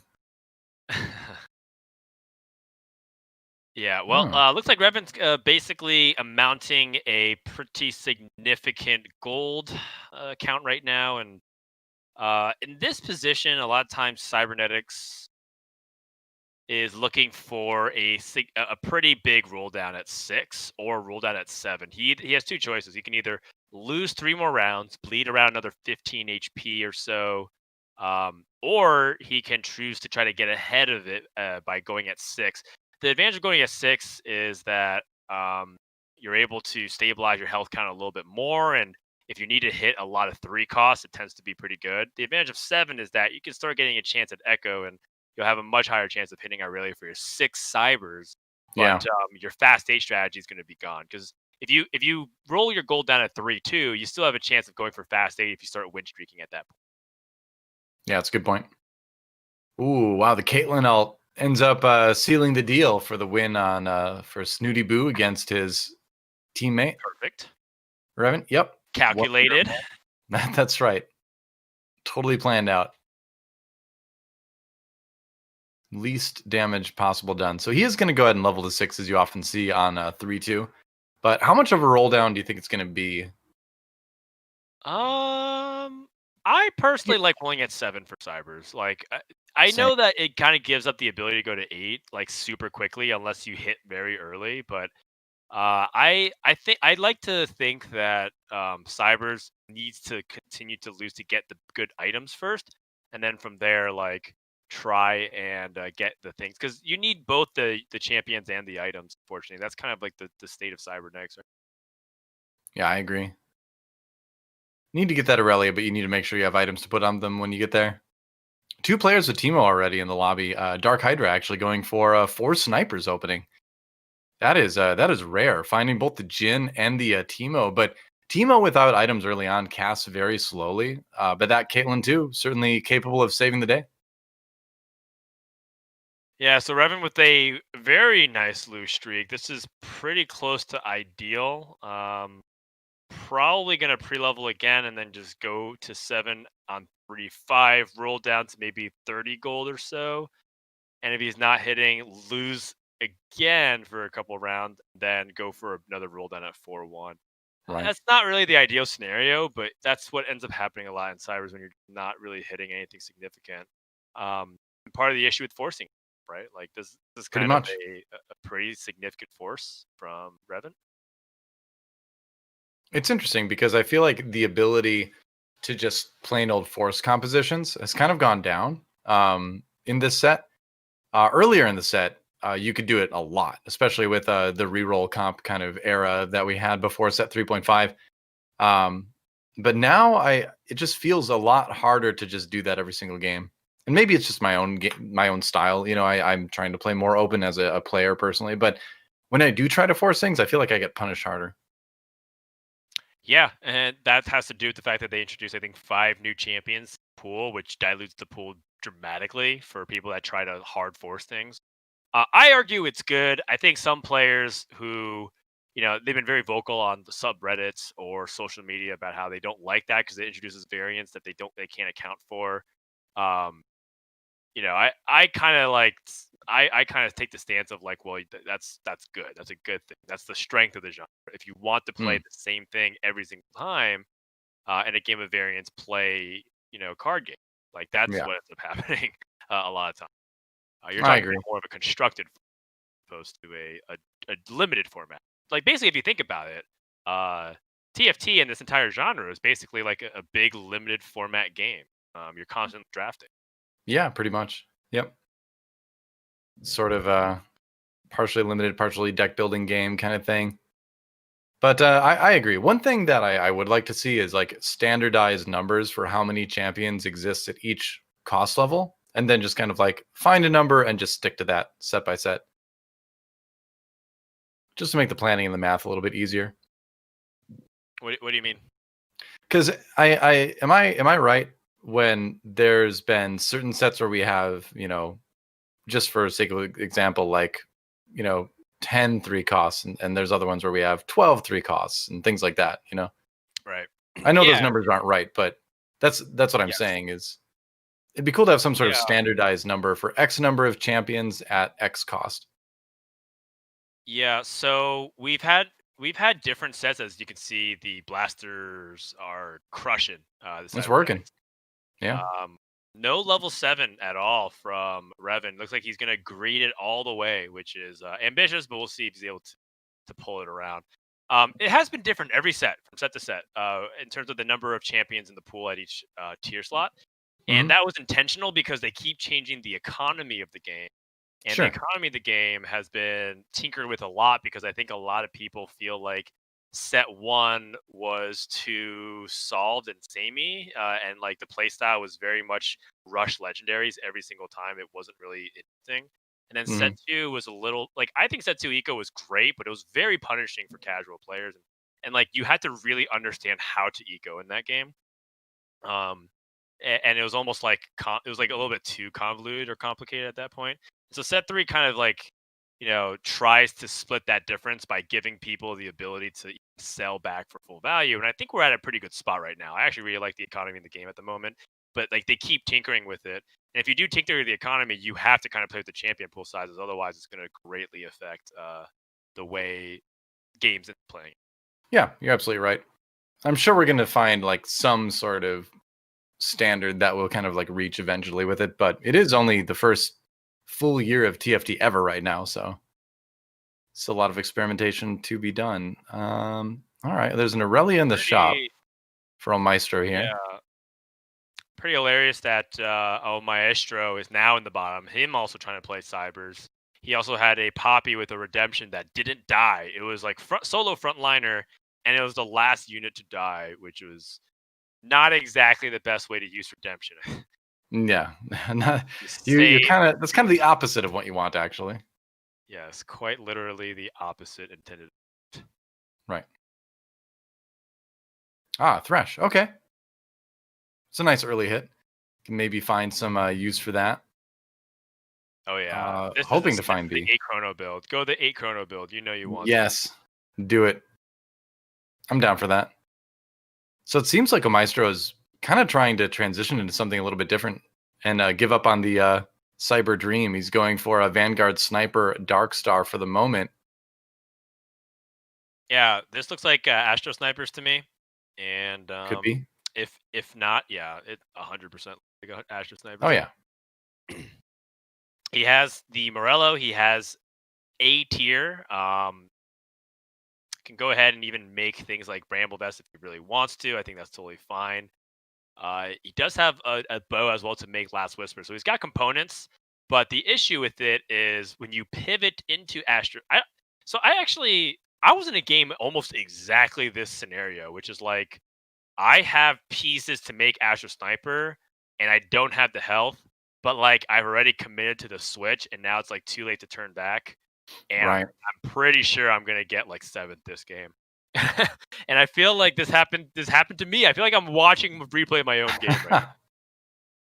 Well, he's hitting a couple things. If you can maybe find, okay, well, it's only a Nar 1. If you can maybe find like a Teemo 2,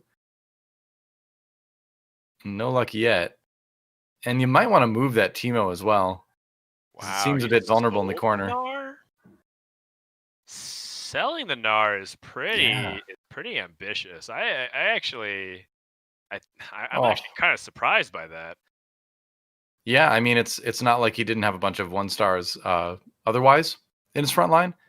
So it is a little bit surprising. Decided to try to go for the Vanguard variant instead, kind of more classic sort of Vanguard snipers. And you can go Vanguard Astro snipers for a little bit if you use the Bard and the Nautilus.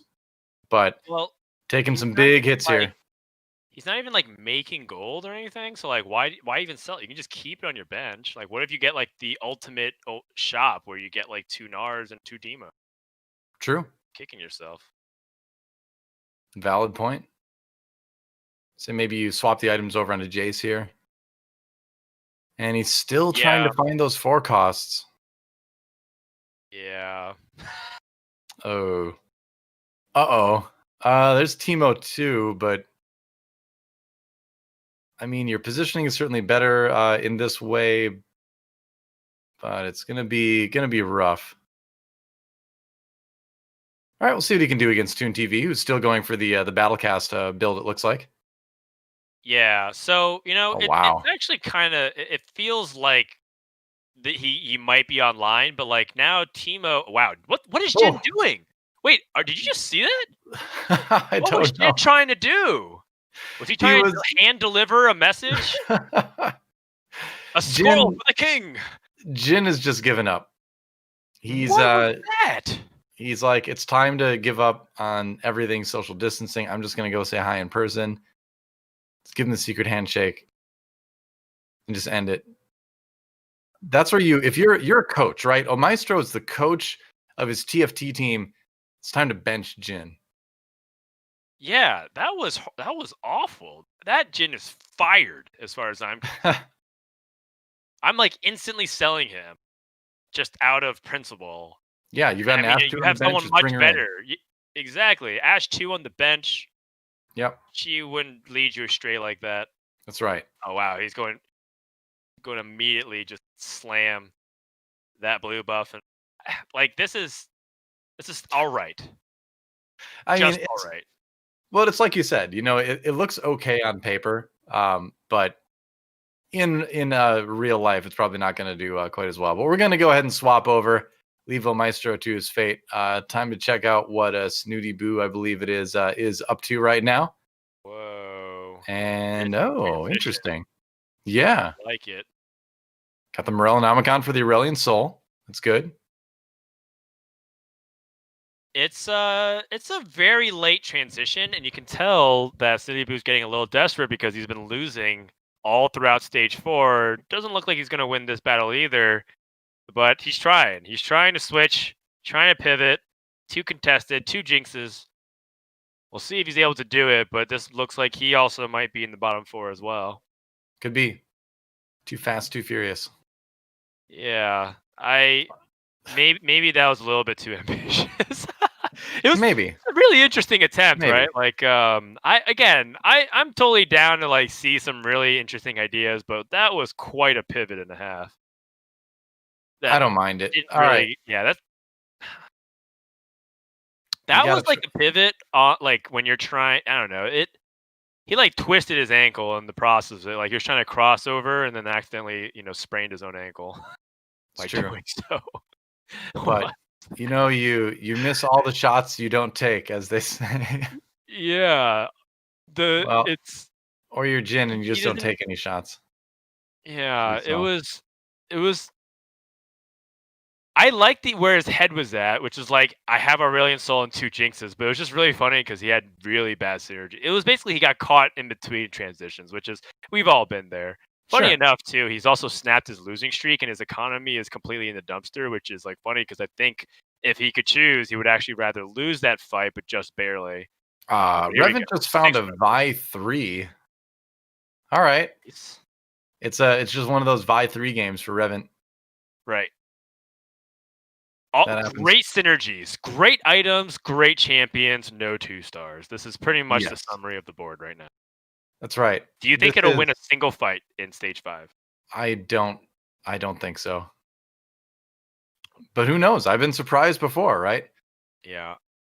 I would like to see the Fizzin instead of the Blitzcrank, because you don't have Chrono in, and I know Blitzcrank is kind of important as well. Oh wow, finds the Jinx too. Blitzcrank is important to get the Jinx resets, and if you're gonna be playing 6 Rebels, you can't really fit in like everything. You can't get like the brawlers and the rebels, so you kind of have to choose. Ooh, spicy. The Zeke's Herald onto the Aurelion Soul. It's not something you see all the time.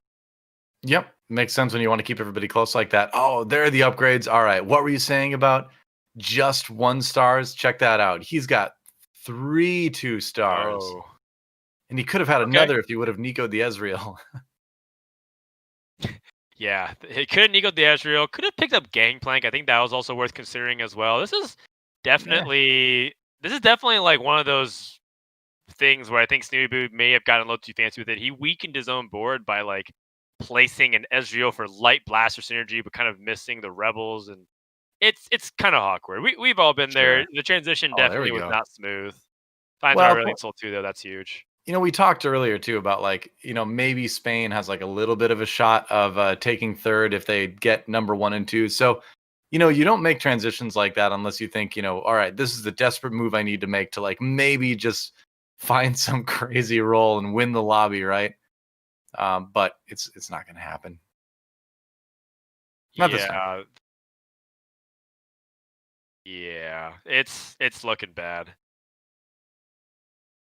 It is indeed. On the other hand, though, look at this Vi 3 with a shroud in perfect spot. Reven really likes and feels comfortable on cybernetics to be his MO. He has a double shroud, which is also something that he prioritizes. Aurelion Soul 2 is great, but not going to be able to take down these 6 champions. Snoodyboo looks out very soon. Narkez out in 8th. It doesn't matter. Germany still qualifies. Looks like Snoodyboo is right behind him, though. Yep. Oh, the opportunity to go for the Aurelion Soul 3. Missed it. There's the Ezreal 2, though. So you've got that going for you, at least. He did take damage against... he did take damage from Reven, his fellow Spanish countryman with his Vi 3. That's hilarious. Hurts a little bit, though. Yeah, this is death. And here's the thing, too. If he ends up losing here... Oh, geez. Well, this is maybe beatable. This opponent has a lot of 1 stars. He just has an Urgot 2 that seems kind of unkillable. Oh! Oh, all right. Jan ult comes through. And the Gnar... If the Gnar can kill the Urgot... No, it can't. Oh, no. I love how it looks like Gnar is trying to get away. So, remember how I was like, I don't know if he's going to win a battle in stage 5. Yeah. Wow, it was a you're basically a prophet for being able to see that. Well, I mean, he hit a couple 2 stars, right? So you're like, maybe he can be more competitive. It's like, no, he was never going to win at that point. Probably not. Snoodyboo out in 7th. Yep. ToonTV time. And he is currently in 5th at the moment, right above Omaestro. He's got the Infiltrator talent. Who does he want to give it to? There's some 5-head stuff you could do with Infiltrator talent. I mean, he knows Xerath will jump now, right? Yes, but Xerath now gets attack speed, which is what he wants. He does. And also, I wanted to see Infiltrator Urgot, because then you hit their back line. So they try to keep their safe, and then Infiltrator, he hit. So Urgot shoots a line, right? And whoever he hits, he pulls towards them. So if you jump to the back line, you're going to hit their carry. Theoretically, yeah. How long do you think Xerath is going to survive in the back line? Surprisingly, surprisingly, Xerath can survive, but not when he jumps like that. Yeah, you're going up against a bunch of like Teemo comps and stuff like that. I don't know if this meta supports Infiltrator Xerath. I would like to see Infiltrator Urgot. I think that's a really funny meme, but yeah, I like that. It's Infiltrator Xerath at a 1 star is not really doing it. It looks like Toon's just kind of messing around, trying to have fun. I agree. Infiltrator Teemo, though, you know, bring them to you, go to them, then they're close to you. Looks like a little bit of a delay in ToonTV's stream here. All right, going up against DarkHydra, who is not number 1 in the lobby anymore. He's dropped a little bit. Infiltrator Xerath, though, not getting a lot of work done. Yeah, it really isn't. It's really not meant to. Don't try it at home. Yep. just kind of messing around and having fun. Honestly, it would have been interesting to see Infiltrator Urgot given the positioning on how people are like playing around Blitzcranks. Yeah. Because they're placing their Still do it. tanks in the corner. They're placing things like Gnar, and I wonder if their Urgot would have done it. Or Urgot's gonna pull the Jinx. What the heck? That's so good. That will work. Yeah, that won him the fight. I can't believe it. I think I'm really out of sync with you. Okay. Now I think I figured it out. All right. Anyway. Good now. So Dragon's Claw off of Kane. But yeah, I say you just sell the Xerath, move the Infiltrator talent over to Urgot, and forget that you ever saw Dragon's Claw, which would clearly be much better on Urgot. You double down. You place this Dragon's Claw onto Xerath, that way he's tanky, and he can handle the burst from AP champions like Teemo. Because Xerath jumps onto Teemo casts the mushrooms. A lot of magic damage is being reduced, and then Xerath will drop. He just laughs. He'll drop the hammer onto Teemo. That's face right. To face, mano y mano. At that point, Xerath is just like Birdman posing right in your face. That's right. He's T-posing on you. That's right. Well, we'll swap to DarkHydra. We'll see if he can handle the Infiltrator Xerath coming at him when it happens. I'm telling you, man, the Dragon Claw get Infiltrator into Teemo is really annoying. No, he's gonna do the good thing. He's gonna put it on Urgot too. Okay. Rip. Fine. Ripperino. Teemo got hit with a shroud, so that's gonna definitely slow down the first shroom quite a bit. In fact, he has not thrown a single one yet. Now finally throwing one. And yeah, that's a little bit late. Uh-oh. Maestro. Big win over DarkHydra. Oh, and ToonTV is out. He's out in 6th. The dream is dead. Wow, who could have seen this coming? That's rough. Jin 2, that's huge. You can sell that Wukong, move item. You'd probably want to sell the Wukong because it has the Ludens, and then you can like move that Ludens onto Teemo, but it doesn't have a third Wukong, so it just makes do with it. DarkHydra kind of, sweating a bit here. It's like I'm glad that these countries are playing. Some of these players are playing like hard because it just shows that it's in their blood to be competitive. I mean, DarkHydra also just has that APM built into his brain, after years as a StarCraft pro. So he's just going to be swapping his viewpoint faster than a lot of other players because he can handle it. His eyes have been highly trained. I'm sure. Yep. Really funny dynamic that happened where Irelia jumped close to Teemo, but then she dove away on her next dive, which caused Teemo Shrooms to target the next clump instead. And it was almost like a really good moment for Reven, and then it turned into a really bad one because Irelia is another like Teemo, not counter, but like a disruptor to Teemo because she can dive in, Teemo casts a Shroom, then she dives away, and then Teemo just wastes the ability.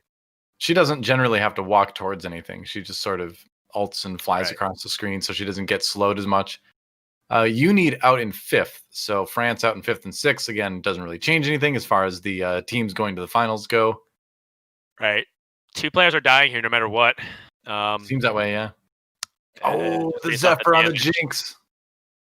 Oh, nice. Oh, no. That Teemo is about to get destroyed by this Fizz, by the way. Casts the mushrooms onto the Trap Claw, and then basically takes a big amount of damage. Yeah, and this survives. This Rebels comp will survive. The double Jinx 2 is going to send DarkHydra out in 3rd place as he'll finish a little bit ahead of Omaestro. Nice. So it's going to be Kevin Rodrigues versus Revenant. So a battle of the 3rd and 4th place teams right now in the very last round of the game. Spain versus Portugal. Pride on the line. It's a faded rivalry, to be honest, right? Neighboring countries and a lot of rivalries in the past, and like let's see who gets the last laugh, the very final one between who is 3rd and 4th. The national pride of both Portugal and Spain on the line right now. 6 cybernetic versus Rebels versus Brawler Blaster, but with that Rebels package, of course. The 2 Jinx too, though. Nice adaptation. Right. Yeah, there's no it doesn't affect the standings, but you get the last final pride for the win. I mean, you can look at it. He's trying hard. He's gonna sweat out this last Zephyr. He's gonna try to place it optimally. Ooh, he got the Echo. The Echo. Not bad. And Wow. these Jinxes are starting to reset. Again, the attack speed. Oh no, but is the Echo got knocked up?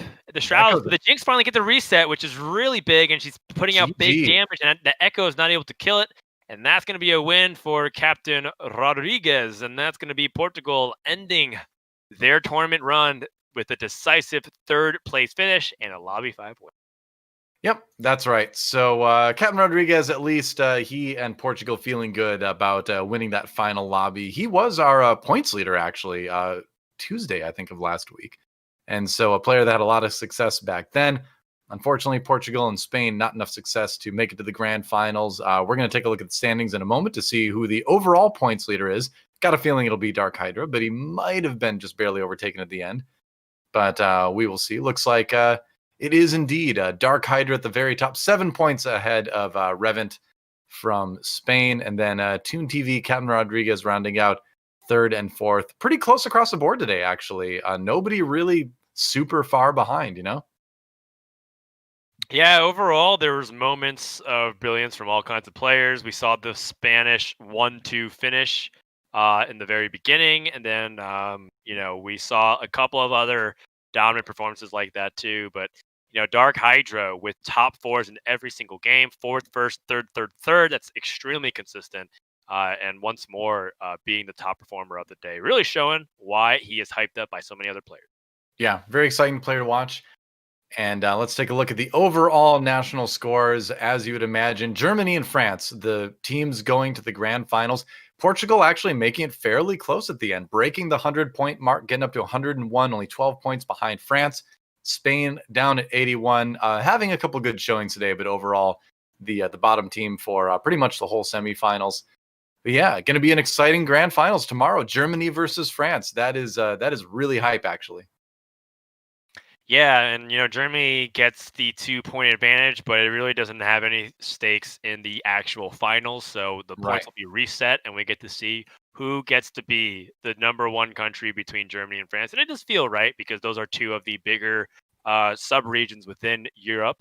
And it's great to see the competitors come to play, and those lineups are stacked. It's going to be really tough to see who's going to win. So we've got DarkHydra on the line with us right now. Are you there, DarkHydra? Can you hear me? Yes, I'm here. Hello. Hey, you're back. Yeah, I'm back. How's it feel? You're going to the finals. Yeah, feels pretty good. That's good. Some solid games. Yeah, so something intrigued me a lot because I've been a big Sorcerers player since the set came out, and you played a lot of like 6-star Guardians, Sorkin general base comps. And that's a comp that people, I think, have had an attitude that has been sort of getting weaker recently. Clearly, you don't think so. What do you think what's kind of the key to playing those comps right now? I actually feel like I played the comp really well because I played it a lot last patch. And the last few days I haven't been playing too much TFT. I've been playing some League, so I just went with the old comps, like Protector, Star Guardian.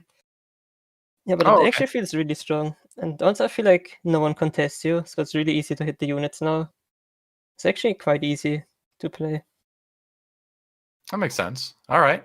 So with that, like, what do you find is the safest way to move through the mid game with that comp? Because I feel like that's where a lot of times where it's going to be running into its weaker matchups with, some cyber players getting stronger, things like that. How do you survive without losing too much HP in the mid game? I feel like mid game you just run whatever you hit. Like optimal would probably be like Rumble 6. Like 6 is an item holder for Syndra for a bit. Mm. Or like just a strong front line. Or like Ahri carry is fine as well. Actually, I have a lot of options. But I really like 6 carry early game. Because I tend to lose streak a lot, and with 6 you always kill some units in the beginning. So you don't take as much damage, but get a good eco going. Yeah, that's a good point. All right. So I'll ask you about the match tomorrow then. It's obviously Germany versus France. What do you think their chances are? Give me like a score prediction here. Score predict Sure. in percentage for France. Maybe like 5% that they win. Wow. So Wow. 95% chance for Germany. You're not even giving them 10%? That's Nope. generous. Giving them 5%. Wow. All right. I was ready to say 100. I was ready to hear 100%, but he actually covered his base. The 5% of Narkez ins tomorrow as well. Oh, I see, because of Narkez. Oh, throwing shade at your own teammate. Wow, is that safe to do? No, the night it's before the fine. He was finals? just saving it for the finals. Oh, okay. He's just saving it for the final. All right. Right. I understand. Who's the biggest threat on France? Biggest threat? Probably you need from France. Why is that? Need is really. I think he's just a good player. At least, I mean, I play a lot of games with him in ladder, and I think he's doing decent in ladder most of the time. So yeah, I would say you need. Okay. Any questions you got, Frodan? Yeah, I guess like, looking at like this, how everything's been shaping up and like looking at the upcoming EU regional stuff, do you feel like you are playing really well? Like, is this kind of like the best version of you competitively in TFT? What exactly was the question? If I'm confident for the Like, do you feel EU like you're playing your qualifiers? best right now? Like, how do you rate your current condition, your playing condition? I actually don't think I play my best right now. So I haven't been playing much TFT, and I've been playing other games. So I don't think I play my best. I don't know. I Alright. just play like the comms I know and feel comfortable with right now. It seems to be working for now.